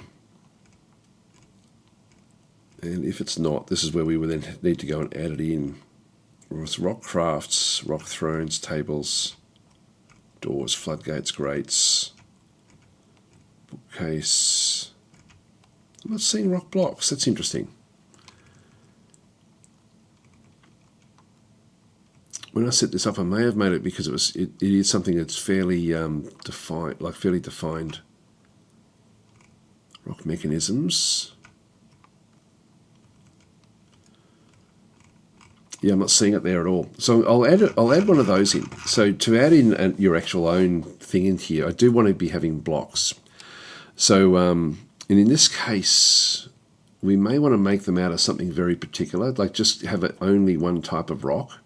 So if we have a look and see, if we go to stocks and then have a look at the stones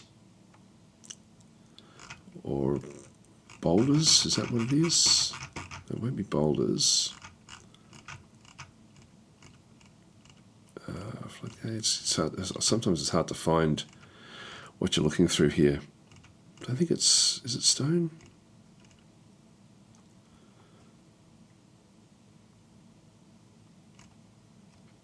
It's not that.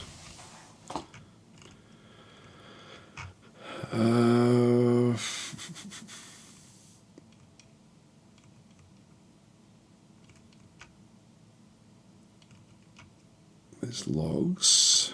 So logs is not wood, it's different again. It's just called different things. But I can't remember what it's called. Doors, crutches.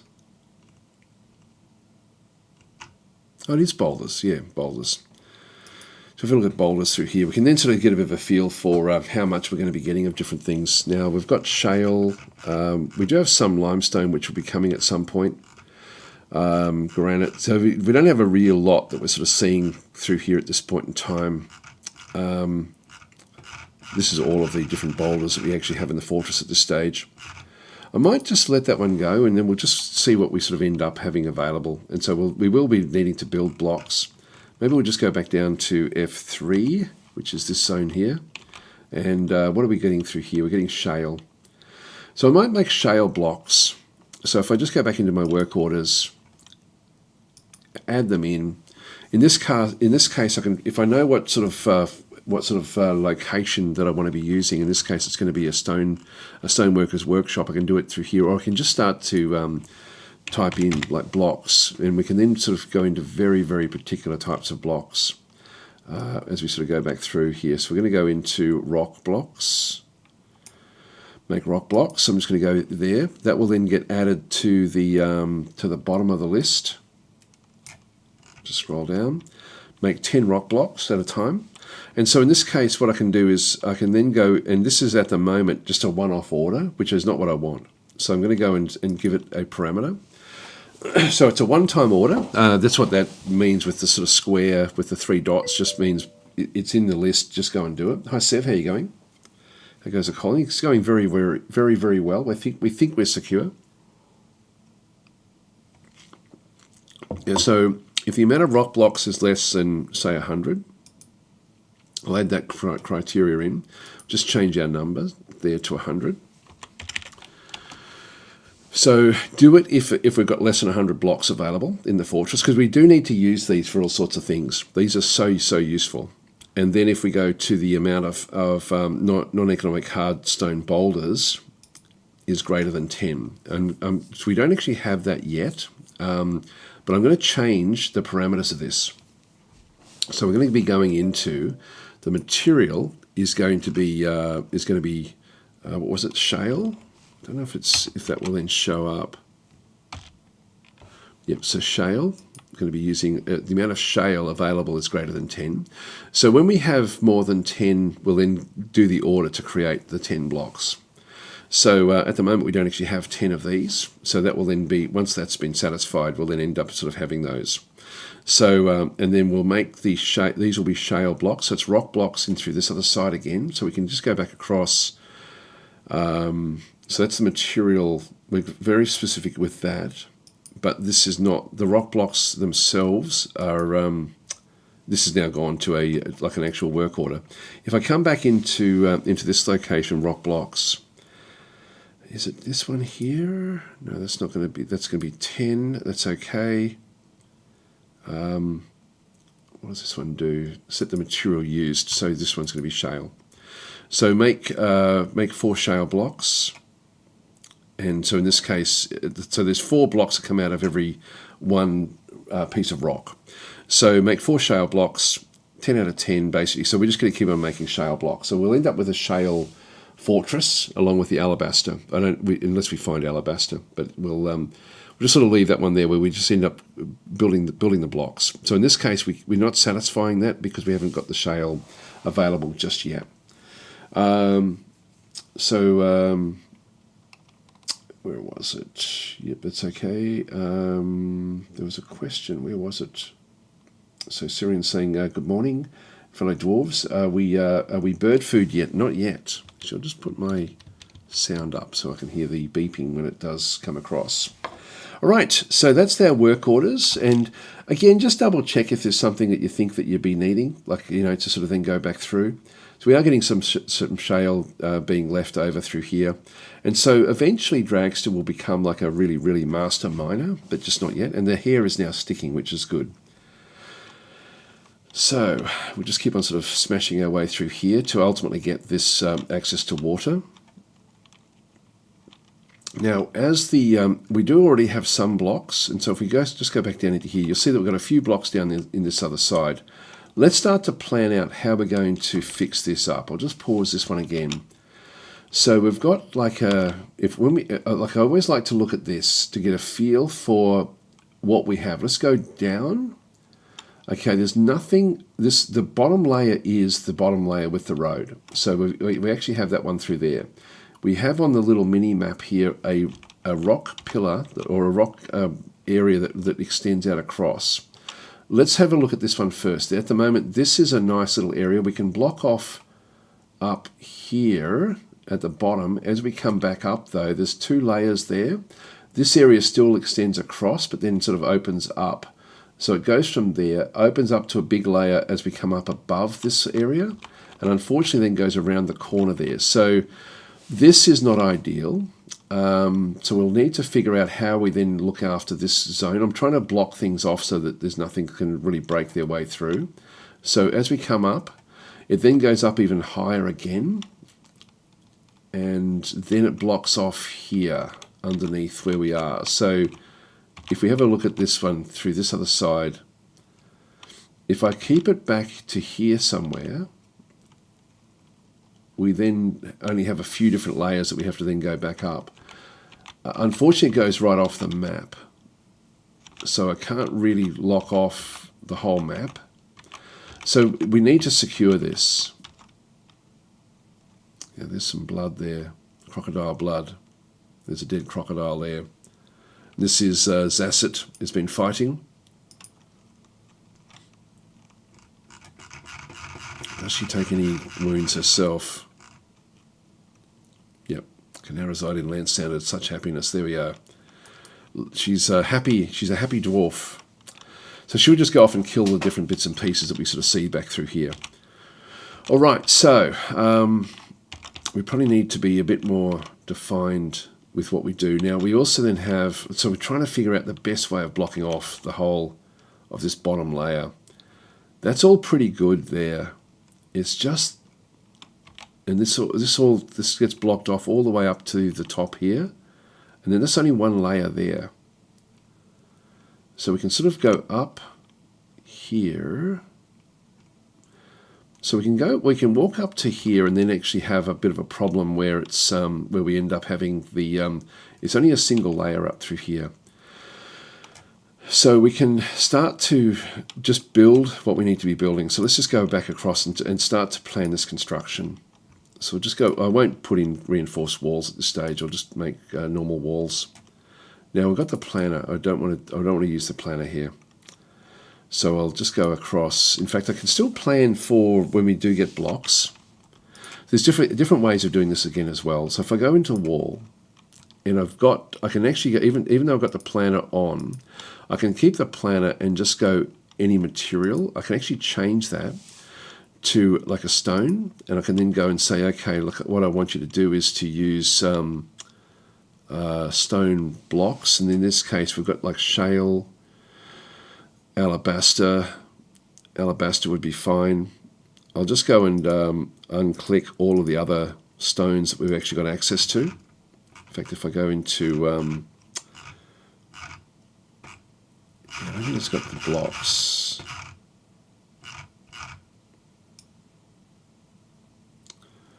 How do I hide unavailable off? Okay, this is sort by. How do I invert, or actually toggle everything, delete? I need to sort of have everything deleted.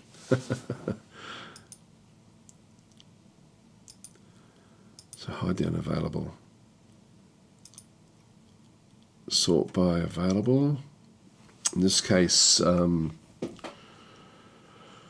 want to turn them all off.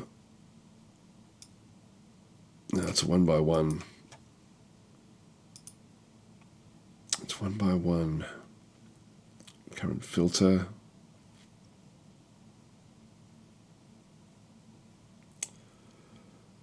Invert selection. Yeah, that's not going to do it either.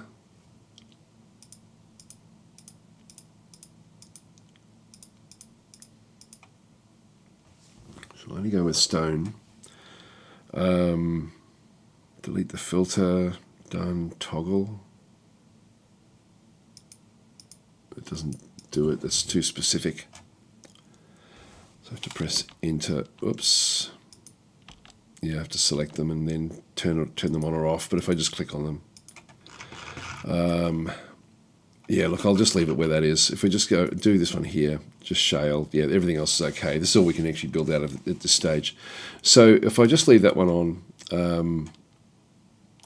right click, and then just do the planning mode, we should end up with just shale blocks there, or stone blocks. So that's stone, yeah. So building material stone. That's going to then build that one out to there. We can then just double check and just see, is that going to be ideal, which it sort of is. So we'll just go back out this way. Up the top, it then sort of goes back down again. So we'll just go and set up another zone through here. And so we've got like a fair few available. That's going to then open up this area. Do that one.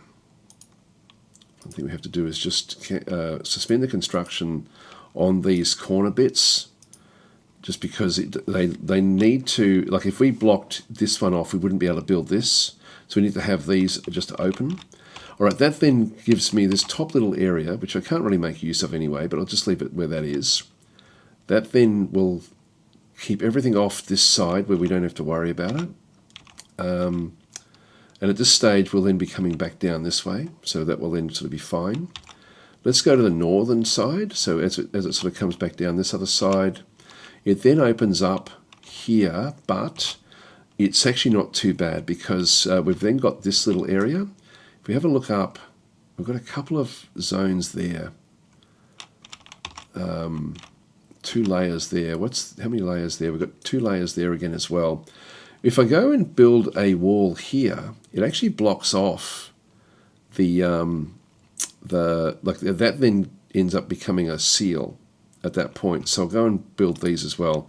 These can be a little bit annoying, just trying to figure out the best way to do this stuff. So I'll build that. Then we have another path down, then it goes back up, and again this is now the sort of the end of this, is going back up again.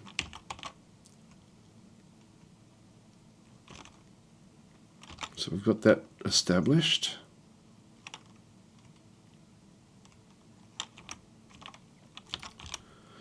That should be okay, and then we'll just go and block this off as well. There's 2 layers there.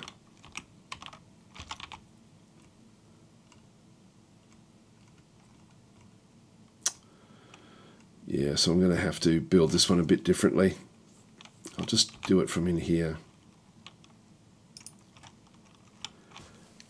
Instructions, walls.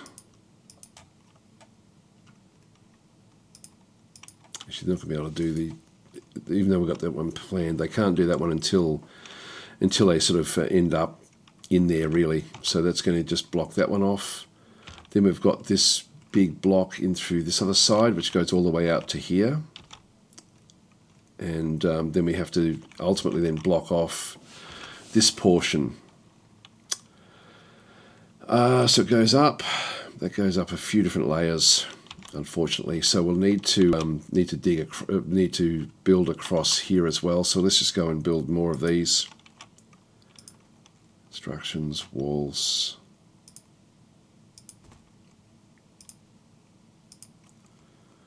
I think these will fail in terms of what we're trying to do here.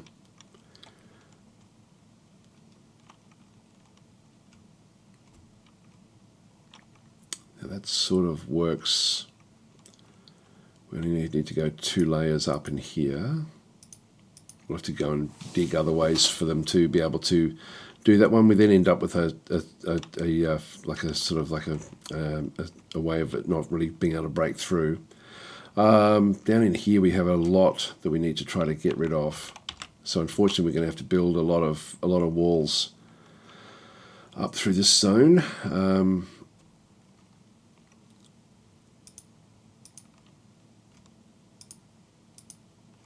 Just plan all of these out. Okay, that gets up to there. Unfortunately this thing's in the way.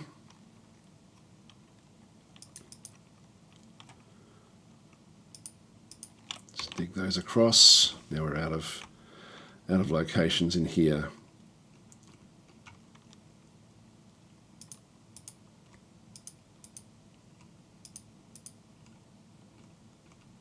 Do I need that? Yeah, I still need to stop it from coming in the other way. They're all okay. It's this one over here that's a bit of a problem, so let's just go and chop this one down.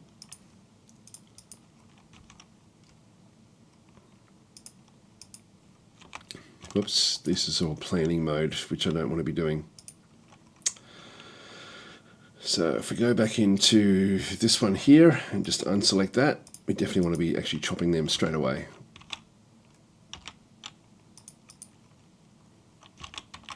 That's got that sorted. All right, so we'll start there and just start to get the stuff secure as much as we possibly can. Yep, so more and more work orders now being done, which is great.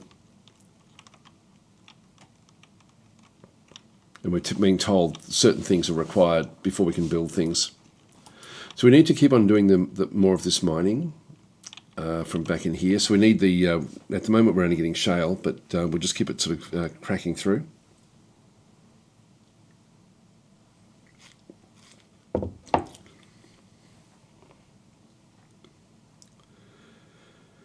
Giant great horned owl could be a bit of a problem. There it is outside. It's not a rock, but there's still a giant creature.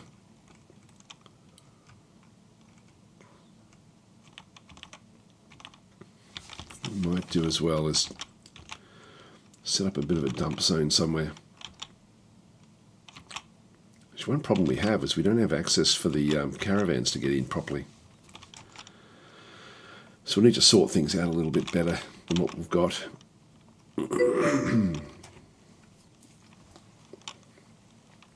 So, yeah, Boland's saying, can't we just block off all the long map edges? It becomes too expensive to do it. Call it a mine. Okay, became expedition leader again. That's fine. That's all good. And again, we're just going to keep on getting things as we sort of run out of rock. Just means I haven't set up my work orders as effectively.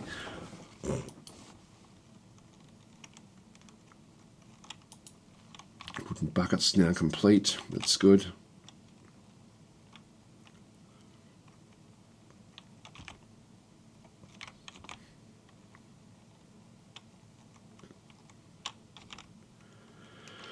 And we'll just keep everything sort of going. Now we should have rock crafts being done as well.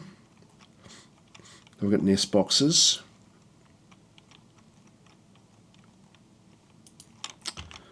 It's good. We're sort of building things as we go.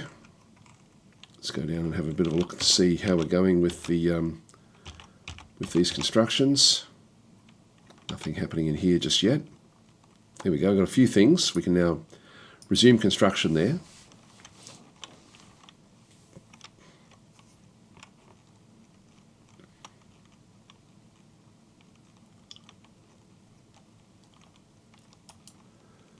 Got a human axeman visiting.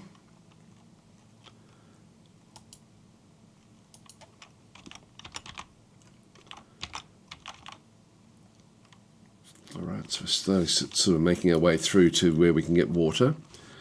So we need to have access to water pretty quickly.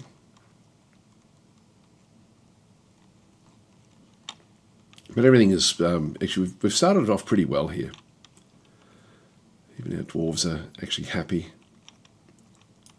Another petition. I'm going to not allow things to actually happen here. So we're just going to deny this particular one. We've only got the one passenger at this stage. So, hi, old arthritis hand saying greetings and best of luck with your fort. Thanks for that. Syrian saying I miss my legendary rock crafts person. Yes.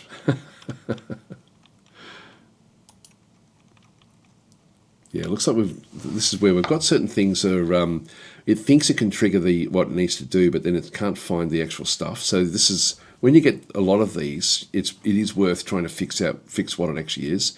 I'm hoping that will just correct itself.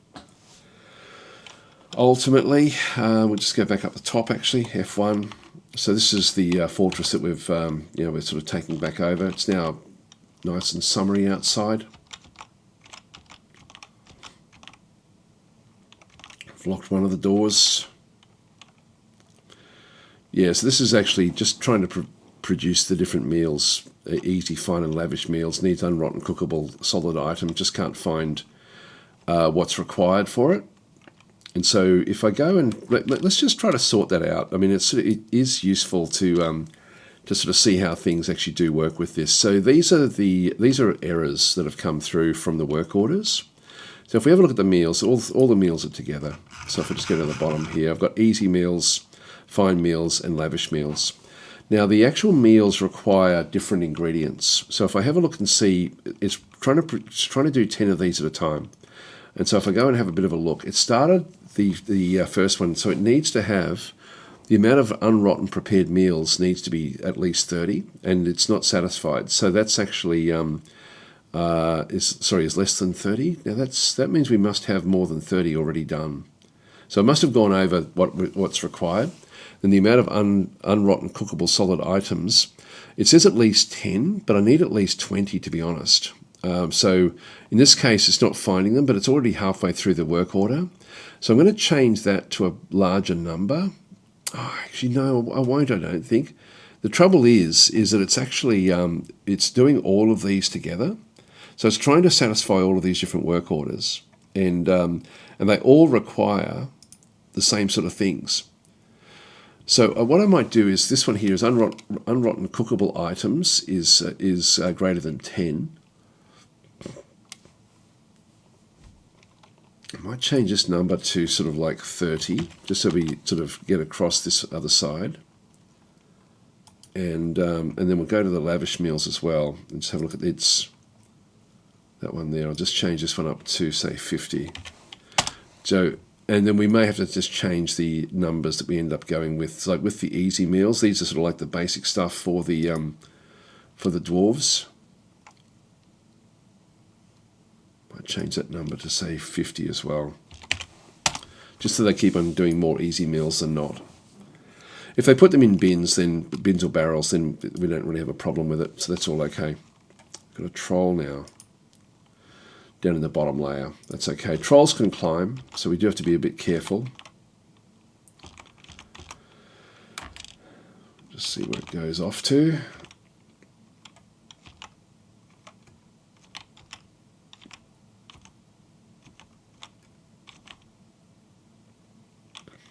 I might just follow it actually.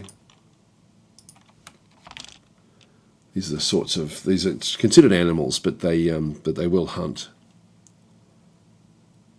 It's if we see little hand signals, it means it's trying to crawl up the wall, which it's not. It's staying on this bottom layer, which is at this stage okay.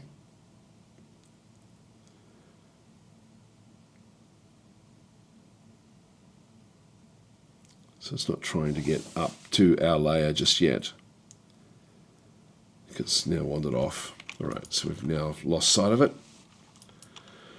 Found more hematite, which is good.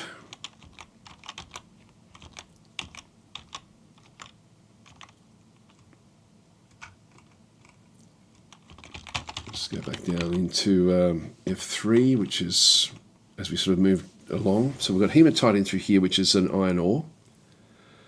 Petition, deny. We don't want to have too many of these.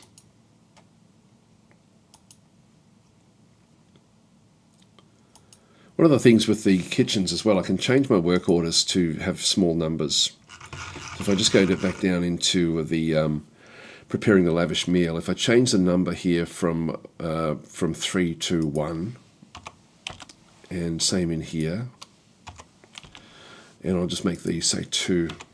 Just so we have small numbers. That way they'll just keep on pumping them out, so they'll just get more work orders all the time. 4 mountain goats, 2 blind cave ogres, 2 troglodytes. So the troglodytes, where are they coming in? They're on this layer here, which is a pain in the bum. Right, so they're going to be wandering in.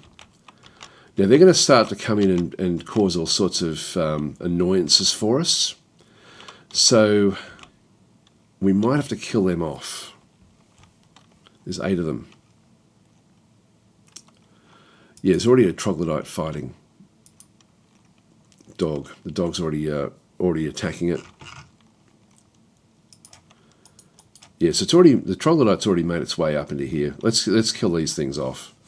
We're going to have to sort this out as well as to how we then sort of deal with these. So we've got, this is sort of where things actually open up into the outside. So I'm just going to go and create like a stockpile of bones and stuff out here. So we just go and create like another zone, and this will become a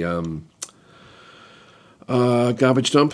So item designated for dumping will be tossed into the open air spaces. If no open air tiles included, they will dump the item on the floor. So I'm just going to go and create like a large dump back outside. And so this will then be where we end up putting like the rubbish, essentially. And so when we kill off these things. So what I'll do is I'll go down and get the military involved to go and kill off the troglodytes. So I don't want, this is why I want to be blocking things off. I don't want these little guys wandering around. Kill you. Confirm. That one's dead. These should then be taken outside. Just going to keep on going and finding more troglodytes. Here we go. Oh, who's that? Tailsly Fox.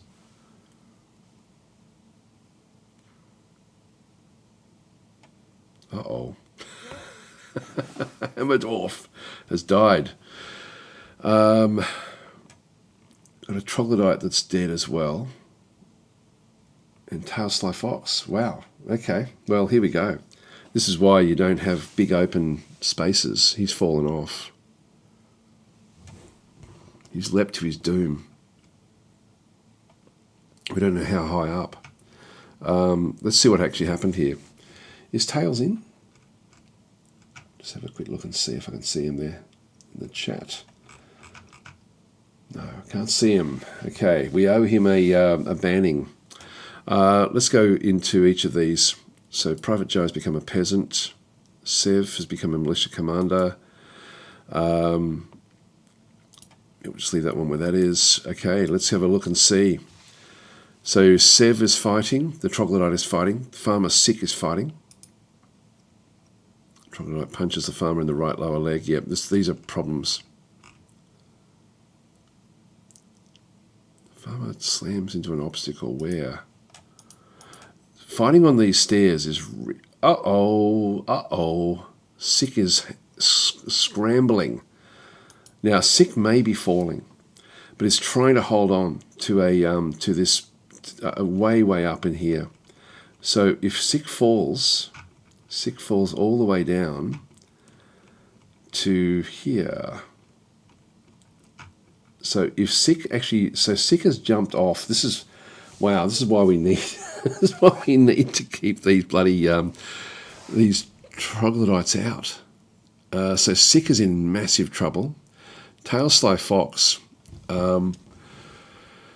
Okay, so the Hammer Dwarf bashes a troglodyte in the right hand with his copper warhammer, bruising the fat. The troglodyte attacks the Hammer Dwarf, but he jumps away. So he was up in here, right above where Sick was, and just jumped out to here, and then fallen all the way down to his death. So this, unfortunately, is the drama that we have to contend with. This is not good, guys. This is not good. So so Tailsly Fox has sort of smashed his way all the way to the bottom of the fortress. Sick. Let's actually look at Sick and see what's happening with Sick. Is Sick falling or not? Because if Sick is falling, that's... Oh, you've crawled across to here. Got an alert. Tailsly Fox has been found dead. Okay. Can you scramble across? You're still on the outside edge. Come on, you're trying to swing over. Sick is fighting. What's happening with Sick? Has the tide turned? I must press on. You need to get back in board. Come on, get back. Get back inside. Over here, quick. Oh, phew. Man, that was lucky. That was lucky. Jeez. Oh, wow. Wow, wow, wow. Okay. We need to protect this. This central area is really dangerous. So Sick has, if we have a look and see what actually happened there. So the troglodyte attacks the farmer, but she scrambles away. And that was here. So scrambles away and then slammed into an obstacle. Where? Back over here. So it's so somehow Sick has fallen from here this way. It's fallen down the slope, down to the next layer down. Stands up. Troglodyte punches a farmer in the right lower leg with his left hand, bruising the muscle. The farmer attacks the troglodyte, but he jumps away. So the troglodyte is then, I think, jumped off at some point. Can I stand by? I'll take revenge. The farmer stands up. Farmer is no longer stunned. Somehow, Sick has ended up out here, and then has been able to swing back across somehow. Anyway, that's an amazing, amazing turn of events. I feel that if I keep on fighting on this ramp, we're going to end up with a lot of dead dwarves. Got troglodytes at the bottom here. This one's healthy.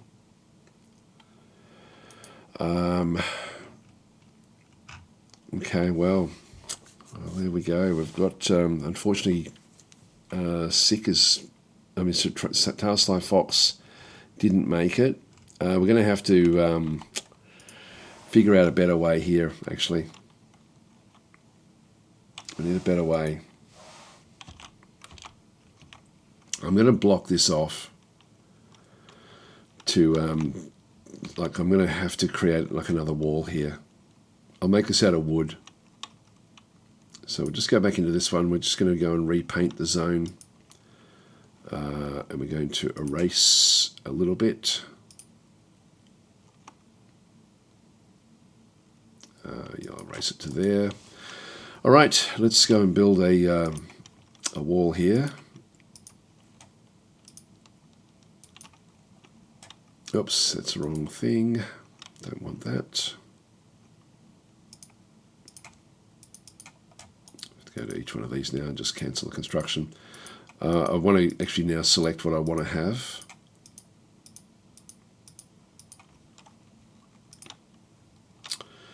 So walls, hide the planner, select material after placement.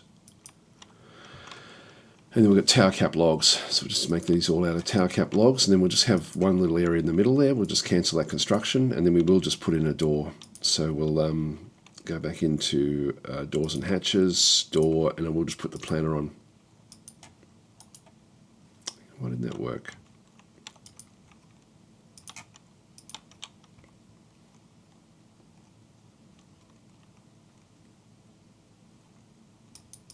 Yeah, no, I can't do it until these are built. All right, so that way at least we can try to protect this zone. Okay, one death already. That's not good. We'll just keep on waiting for other attacks. I'm not going to go hunting for them because they're all... Hang on. What are you doing there? What's Sick doing?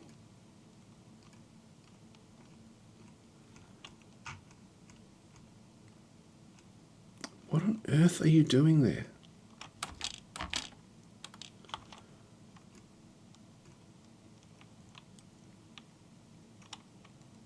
Group of citizens is stranded.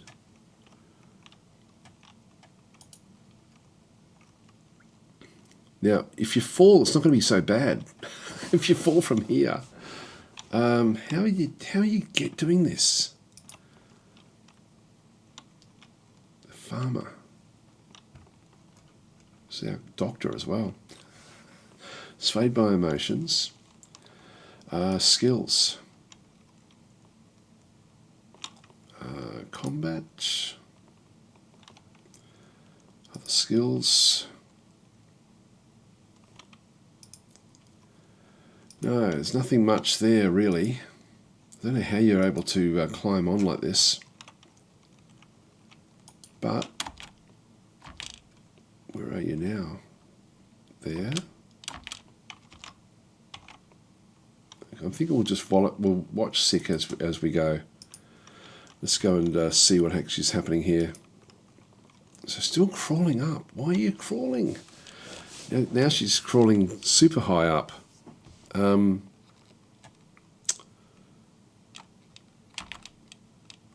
on, that didn't work.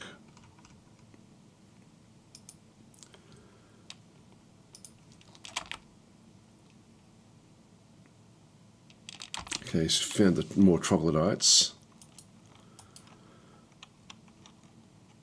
Yep, so Sev can't. Okay, we're going to need to. We're going to have to kill these off. Unfortunately, I think we're going to be losing units as well on the way. So, was there another troglodyte down in here?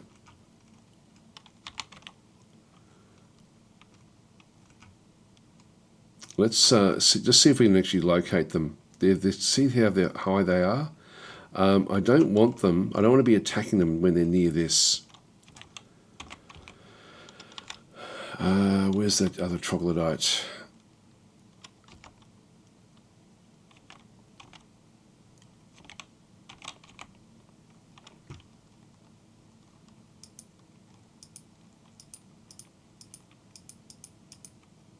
They're outside.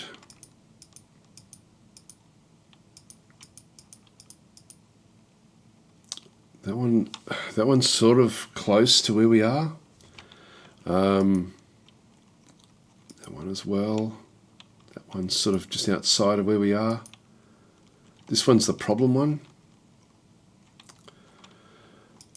I'm going to go out and hunt these. So let's just go and tell them that their job is to kill this one. Confirm, and we'll just go and have a look to see the militia commanders and stuff, because they should walk past that troglodyte on the ramp, and that's going to then become interesting. So they'll kill off the troglodytes as they try to get to this troglodyte. So let's go to our military, and we'll go with Sev, I guess.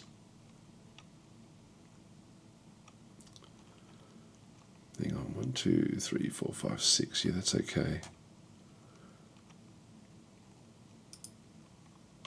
Let's go and watch Sev.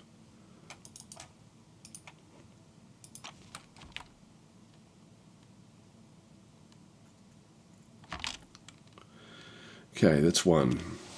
All right, so you're not near the ramp. That's good. So don't think this is the actual troglodyte. That's one down.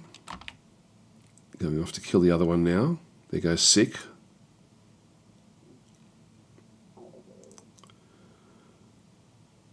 Hunt it down. Chase it.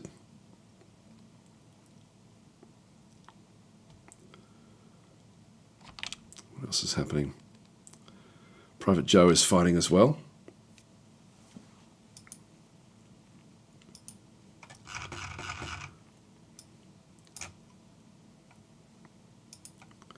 It's also outside. That's fine.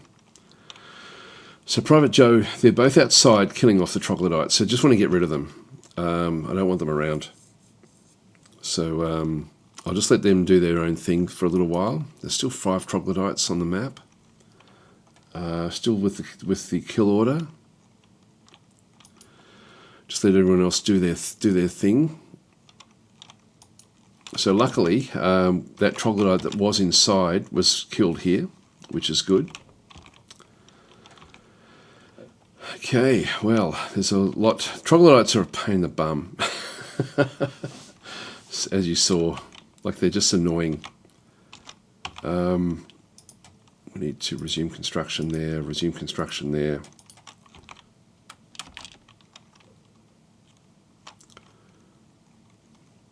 Here we go, routine orders. Let's go back to find the other troglodytes.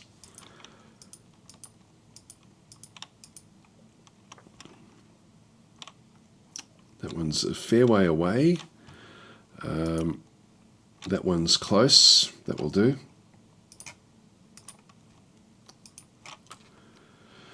So they'll go off and kill that one.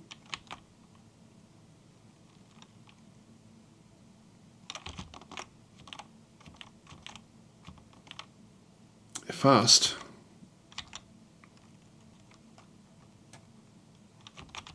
There it goes. Here's our guys. Here they come.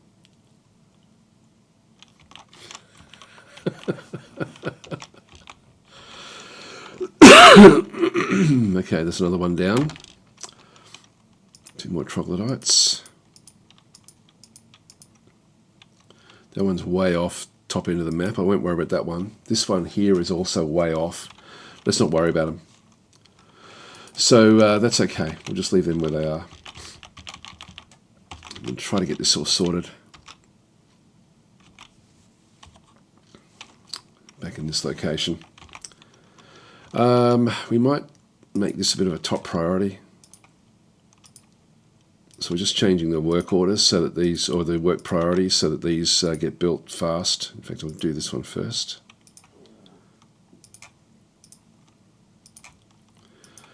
Just so we can get this secure, like even though we're going to be losing what's happening outside here a little bit. There goes sick again. Good work, guys. Good work. Okay, we can now build the door. Okay, when one's available, that will then get built there. Now, I don't want to have this great big long thing. I ultimately want to be building a staircase that goes all the way down, but I'm going to be needing more rock. Right, so we've got all of that done there. Wooden buckets, that's all okay. Alta Buffalo, what happened there? I think we're okay. Let's just monitor this for a little bit. Now these we want to dump as well, so we'll just go and anything that's been like lost in the fortress, I'm going to have to dump these items. It doesn't matter if these go a bit stinky, but I'll still actually just designate them to be dumped outside. Got that one there. Anything that, like any of these troglodytes that are inside here, I want to just get rid of them. Otherwise they'll stink up the place. That's all fine where that is. So in the meantime, we'll just keep on sort of building what we have to build.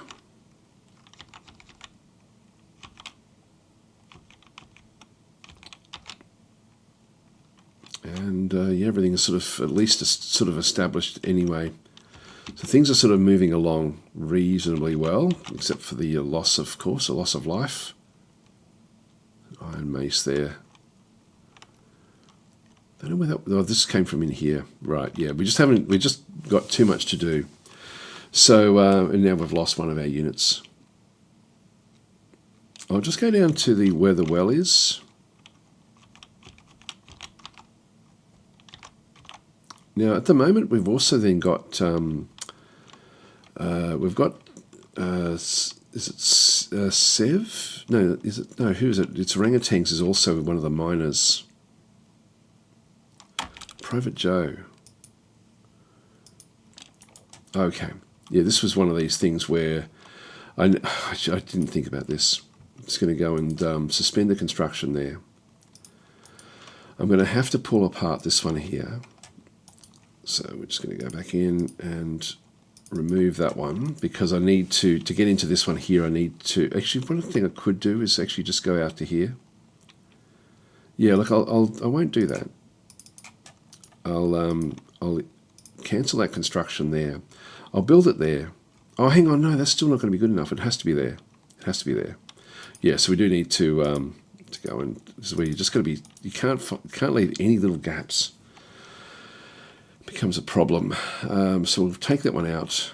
We'll go back into constructions, wall, and go and place that one there.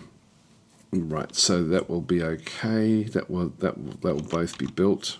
That will be okay as well. We can still get around everywhere.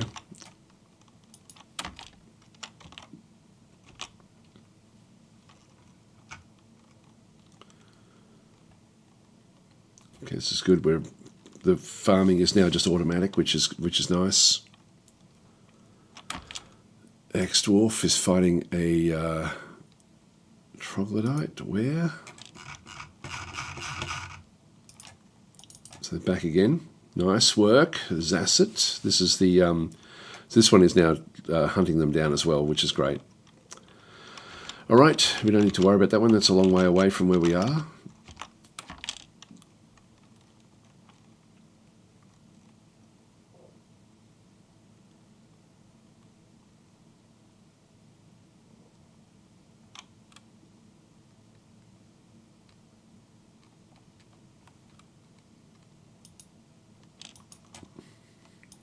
That's all fine.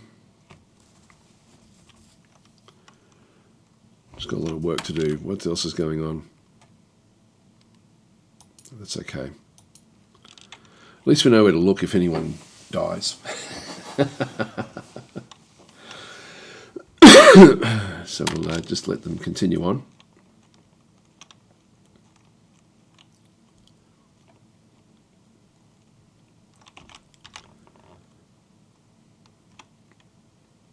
All right, so it's now early summer.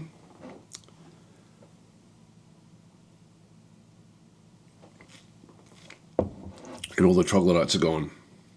What I might do is I might set up a pattern of traps just in case anything else like that wanders in again. This is going to be the layer that's going to be the problem for us. Up the top there we can just lock things down. But this is going to be open for a long period of time. So we'll just go and set these up now. So we'll just go back into traps. And I'll do cage traps.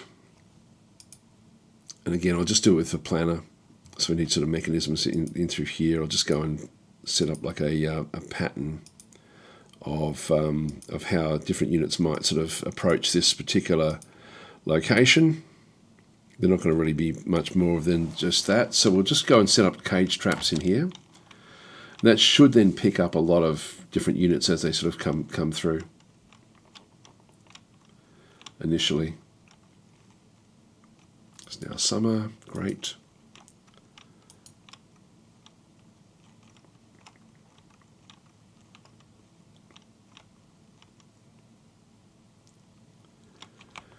All right, so we're using up all the blocks. Got a human pikeman visiting. Let's go back up to the top. So the blocks here which have been allocated.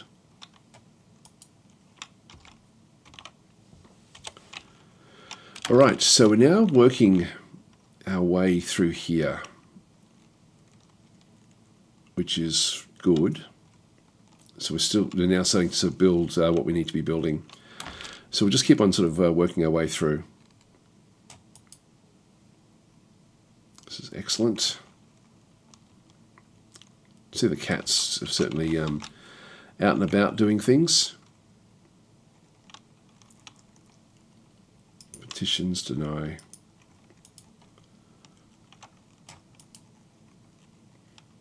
Okay, the Dwarf is fighting still.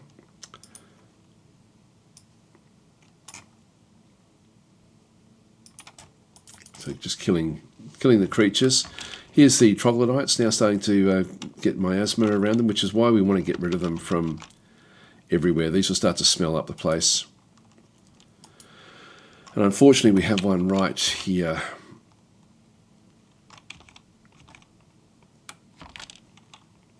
One troll. Oh, it's on the wrong layer. It's on the wrong layer. We're going to have to monitor this one. If it gets close to our location, we're going to need to deal with this. So that has somehow made it up to our layer.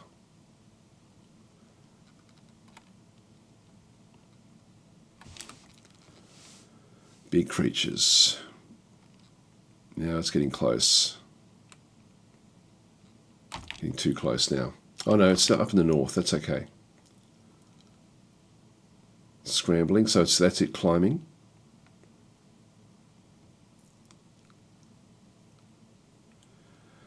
Now it's wandering down towards our location.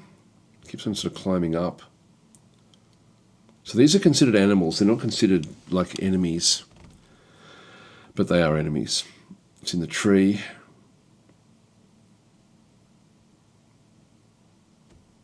Doing its stuff. So these are climbers. So I think it might have climbed up from the bottom layer. Now it's getting close to our territory. All right, okay, we've got, this is actually now the problem that we have. We're trying to secure this location. We now have this troll. We're going to have to kill it. It's got good institution, strong musical, cheerful, values hard work. Great. What a perfect addition to our fortress. Now, if we don't have this, this has not been done yet. So what we need to do is we need to actually have like a way of protecting our group. So I'm going to tell them that their job is to not be down in here when these sorts of threats come. So let's go and set up now a location where we can hide away. And I think what we do is we maybe, I don't know about being on this area. I don't like the idea of being able to walk around. How far are we down in here now? This is good. This is good. This is very, very good. So we're sort of digging what we needed to there. I think I'll just send my military. The military are right in the right location. We've got one there. Sev is there. And if we just go down and actually tell the military, we've got Private Joe down here as well. And the troll is just right out here. I think we'll go and tell it to go and kill the troll. Private Joe will start the attack, and then Sev will have to join up. So, so we're saying our glorious dead is here. Oh, he is here. Welcome, Tail Sly Fox. So Tail Sly Fox is saying, uh-oh, I'm going to be front line to taking it out. No, you're not. No, you are not. You are the first death in our fortress. I'll show you what happened to you, to your character. You were fighting around here somewhere, I think. Maybe even a bit higher up. I think you were fighting maybe... Was it around here? There was a troglodyte that wandered into the fortress, and you happened to find it on your sort of trampings around the actual around the fortress on this particular ramp. So there's an up-down ramp in through here, and anyway, I think you might have been right here. The troglodyte attacked you. You jumped for your to avoid the attack and jumped into here, and so you fell all the way down, all the way through here, and there you are. Tail Sly Fox is completely mutilated corpse smashed there. If it makes you feel any better, there is actually also a mutilated troglodyte there as well. So, did I kill it? No. I don't know how it fell. I think it might have fallen from somewhere else. But anyway, you're the one who you avoided the attack perfectly. I would say that's actually part of that's your left arm. You exploded when you hit this. There's the troglodyte bits and pieces as well. But your left arm has now gone off. So anyway, Tail Sly Fox, you are banned for half an hour. Farewell. So we'll see you in half an hour's time. So anyway, that's the first kill. First death, anyway. Now we have another big one, which is going to be the attack on the troll. So we've got the... so with the group, confirm, kill the troll. So we're going to see... Private Joe is going to be wandering out. Let's just have a bit of a look. There he goes. He's moving slowly, which is good because Sev should hopefully be able to catch up. Here comes the troll. Let's watch it. Troll is moving down towards the group. So now we're going to have it. We'll just let them come together. It may run, but I don't think it will. Here we go. Now Sev is a much faster mover, so they're both here, which is great. Here they come. So I'm just going to now just push the full stop key, which then just goes through step by step. So, Private Joe, you need to get back into the fight. You're now too far away. Sev is coming through. Sev's not going to be able to do the damage here because of the weapon that he's got. This is gonna be a brutal fight. This is gonna be really, really hard. What a giant olm as well. Where's that? Let's just go and see where the giant olm is. There it is, down the bottom layer. Shouldn't have to worry about that one. It's this troll that's the problem. So we'll just go and have a bit of a look. So Sev has jumped out of the way, so the troll is now fighting. We'll just have a look and see what actually goes on from here. Troll attacks a militia commander, but he jumps away. That's fine. So that's why we don't want to be fighting on the staircases at all. So Private Joe needs to come back in. So now Sev should be able to avoid a lot of these attacks. If the troll gets hold of any of our guys, they're pretty much dead. There we go, clashing yet again. We probably could actually look at everything from the from the perspective of the troll. Yes, misses the militia commander again. So the militia commander hasn't even had a crack at it yet. Let's go to the troll and just do it from here. So we can just sort of see what actually happens here. If I just unpause, the militia commander bashes a troll in the upper body, bruising the muscle and bruising the heart. Okay, so starting to do a bit of damage. Misses. The militia commander bashes a troll in the right lower leg, bruising the muscle. The force twisted right knee. So this is now sort of causing issues for it. The troll falls over. Fantastic. This is now a critical point with what we can then go and do. You can see the little down arrows there. So the troll is now fallen onto the ground, and the militia commander can now reach the head or any other sort of vital parts. It's no longer standing up. If we have a look at the troll, and you know what I'm going to do? I'm going to go and do that GM unit. I think did that show us stuff? If we go in and have a look, this could be interesting actually. So if we just go into here, GM unit, and just see what it's actually got. It's not cheating. Skill, civilization, counters, professions, body appearance, body, height 124. Okay, so and the broadness 104. So we've got a height of 124 and 104. This is how big it actually is. If we have a look at Sev as an example, and GM unit, and have a look at body appearance, body. It's actually not that much taller than Sev, so it's actually still pretty good. I don't know if that's like an average modifier. I may have that one wrong. You know, I think I do. I think I've got this one wrong. Because the troll should be heaps bigger, like heaps bigger. So, okay, so Jay Riverton saying, how do you go ahead one frame at a time? Yeah, just the full stop key, the period key is all you need. That would just move it, so just by tick as you sort of move it through. If we go in, I'll just try one more thing here. So Rangatang saying, so say everyone is 5'11", it's basically 6 foot, yeah, which I don't think is right. I think it's bigger than that. So if we go and have a look at the GM editor again, but we'll have a look at the other one, this GM editor, and just go enter. And we'll look at appearance, which I think this is then more of the, where is it? Where's appearance? This one here. We've got body modifiers, size modifier. That's a 90. That's a multiplier, I think. Yeah, no, that's still the same stuff. I'm not sure how this one works. The other way we can check this is back in here in the Dwarf Fortress wiki. Look up troll.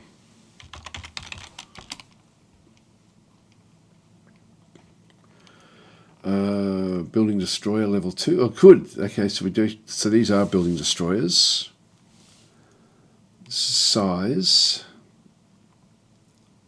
So we're looking at 50,000 centimeters cubed. Not sure how that one works. Look at roars.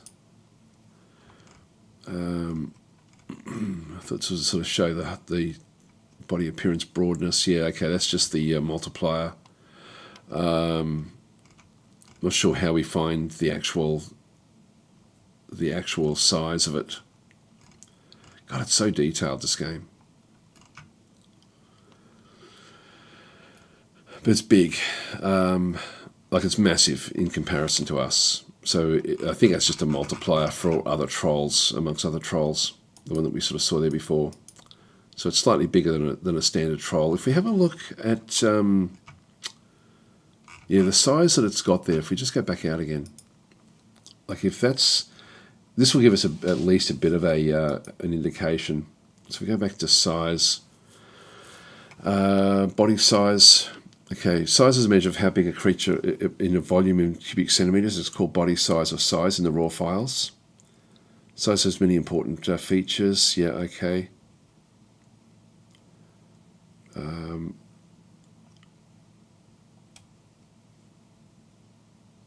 Sample list of creatures in cubics.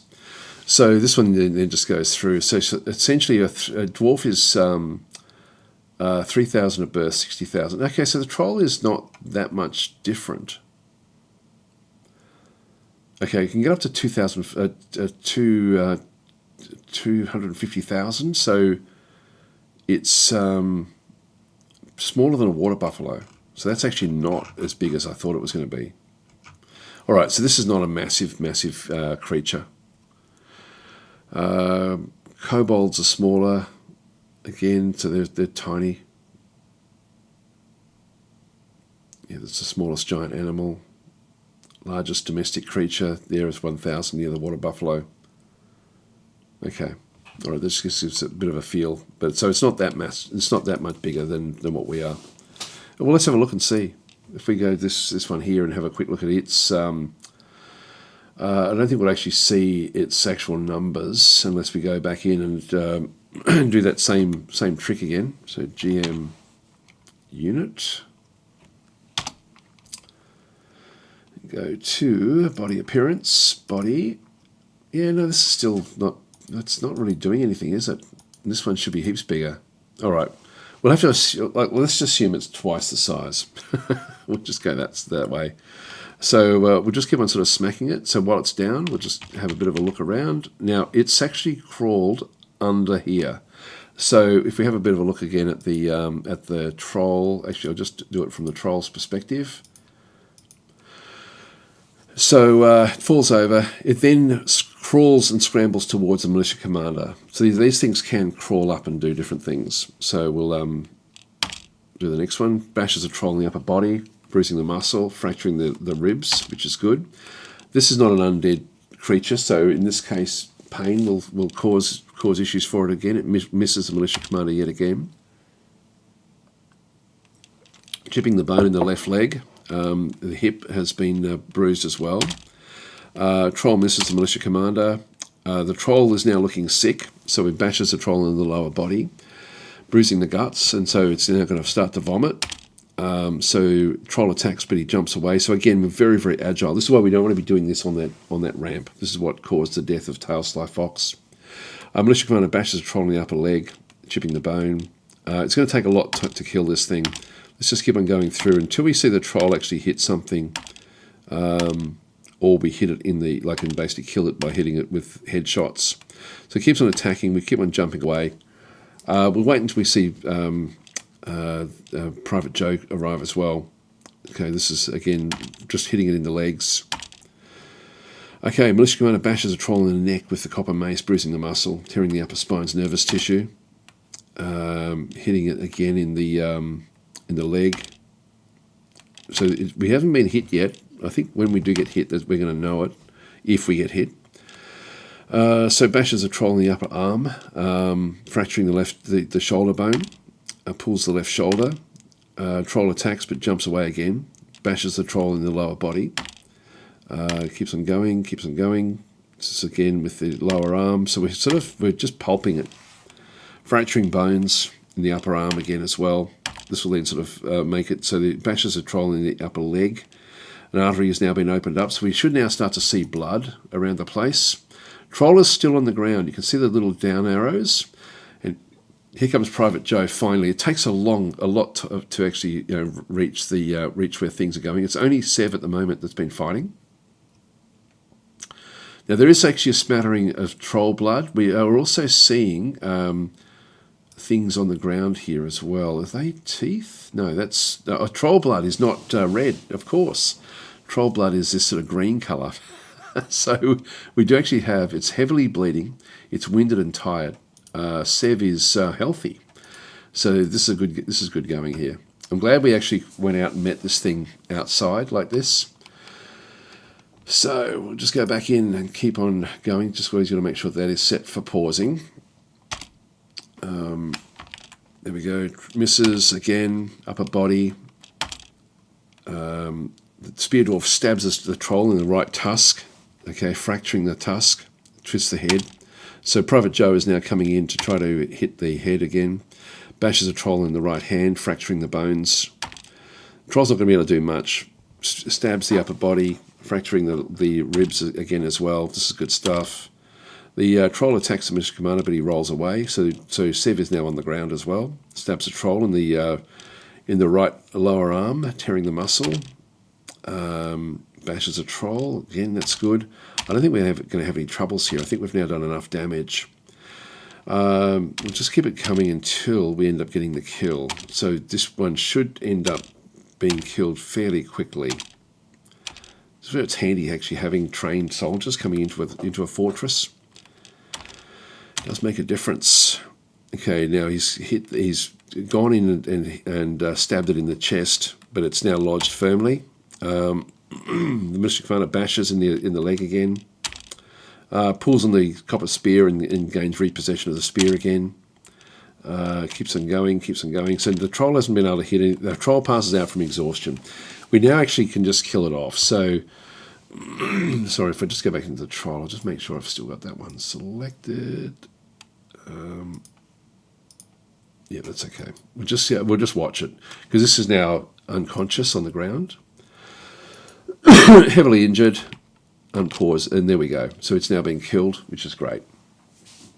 Good work, guys. So they've now sort of done what they had to do. So that troll has now been taken care of. These guys are still just working away, which is fine. So that is nice. The giant Olm we don't have to worry about. And everything is thumping along. We do need to... what I ultimately want to do is actually have... Oh, there we go. We've got bloody Tailsty Fox is stinking up the place. All this miasma, all coming from Tailsty Fox. We're going to need to bury Tailsty Fox. Let's bury them at the very top of the fortress. So let's make this into a burial area. So Tailsty Fox can be our first actual... we need to actually have... we probably don't have it yet. We probably don't have a coffin. Can you actually bury them in the ground? I'm thinking of Rimworld. If we go back across into this one. So if we go back into constructions...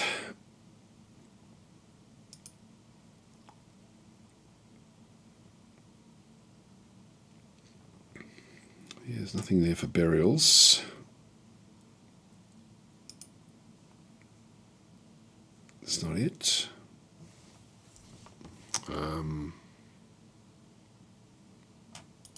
And if I go to zones,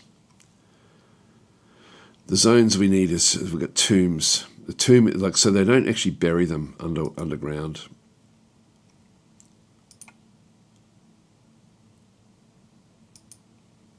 So I'll make this into a tomb, except, and so this will be a tomb, and only select this option. So only deceased citizens will be buried here. So we'll go and we need to get a coffin established urgently. I don't think we've got any coffins, burial. Is what they're called in here? What are they called? Coffins? None. New task, make a rock coffin. Make that a top priority. So we'll get that one built as quickly as we can. Now we don't have a real lot of rock around, unfortunately.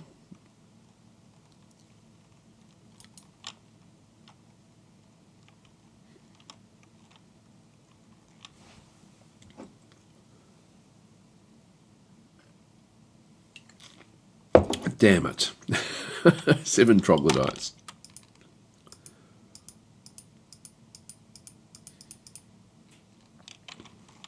All right.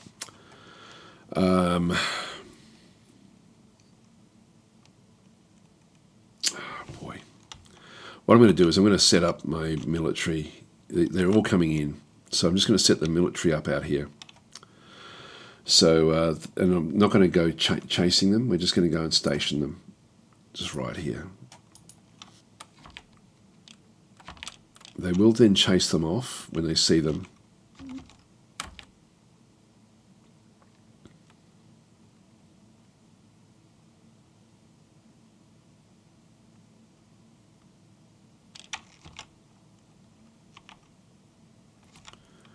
Sleep outside. Come on, get up. Damn, one made it inside. We don't want them fighting outside. We want them fighting out here. So, unfortunately, one made it in.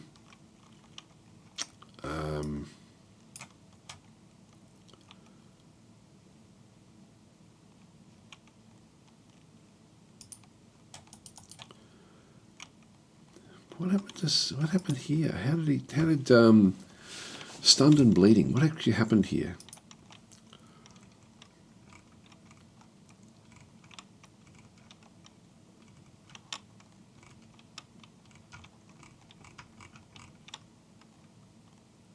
Okay, this is the troll.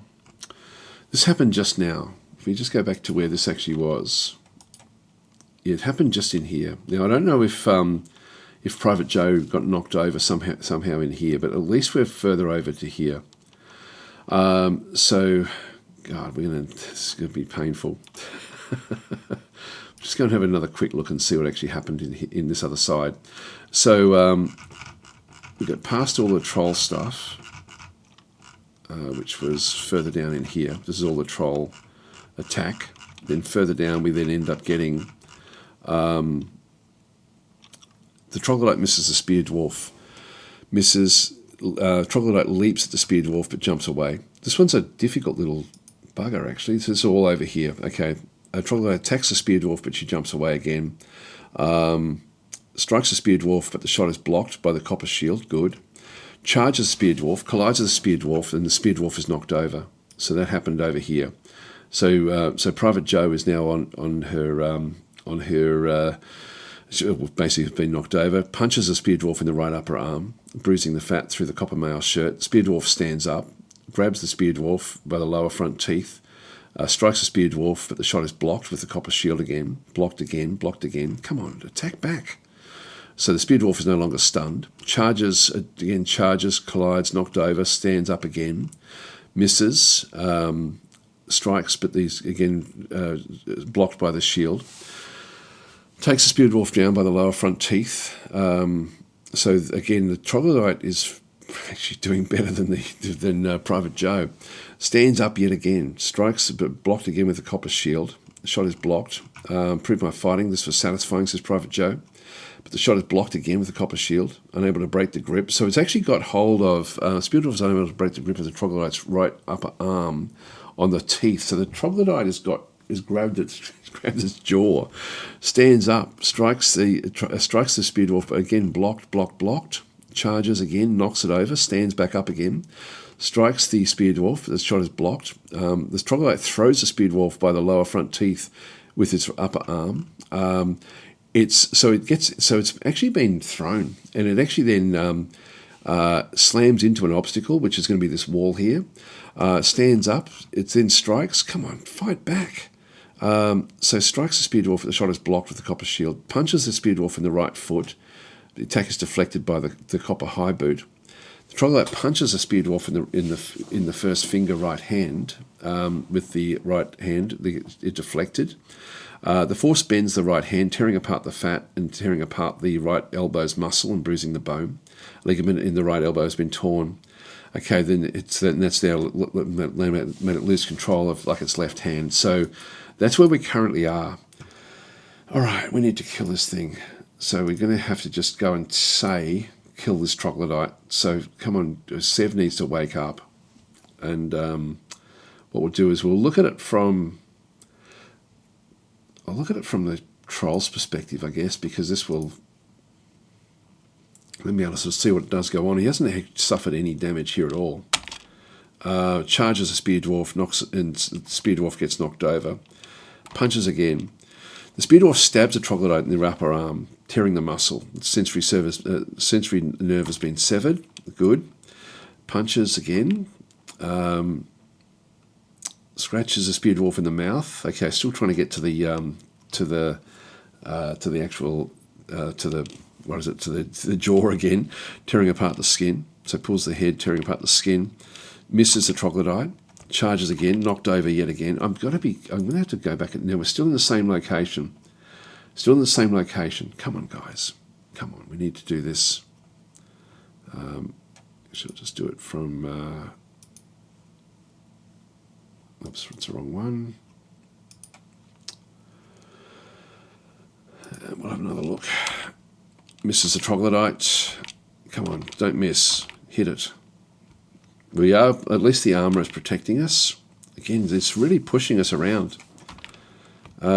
Stabs us in the right foot. Okay, we've now got a motor nerve has been severed. So we are starting to now sort of get some damage done. Troglodyte now falls over, good. Kicks the spear dwarf with its right foot, so and the injured part collapses in the nose. Okay, so so Private Joe has now got a broken nose.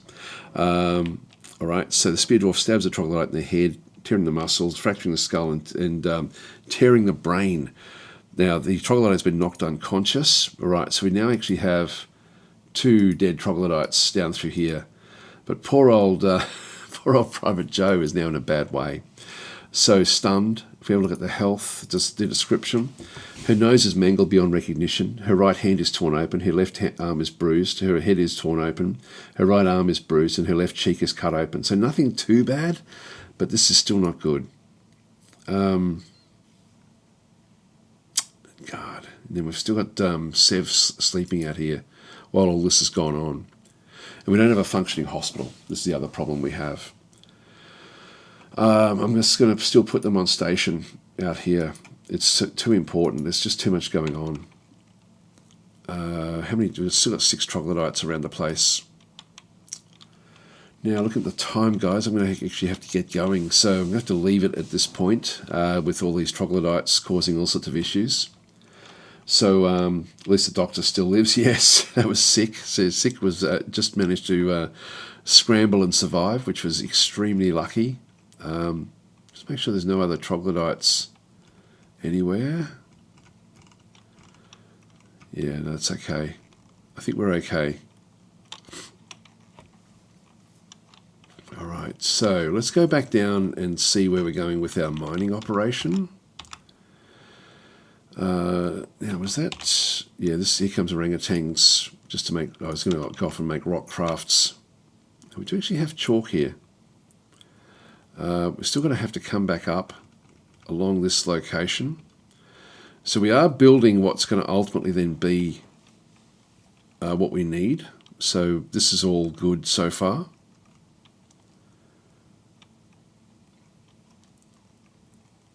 Now, where's the...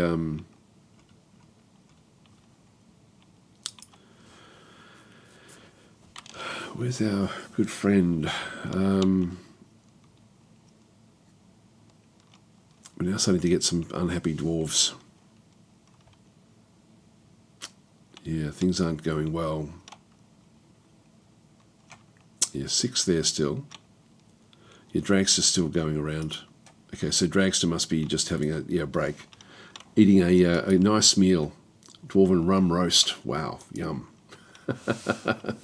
All right, well, guys, I'm going to have to leave it there. I'm just going to go back down to this location here. We'll just keep it here for now because this is where we'll need to pick it up again. So we'll come back again in a few days' time. So thanks for watching, and I'll catch you then.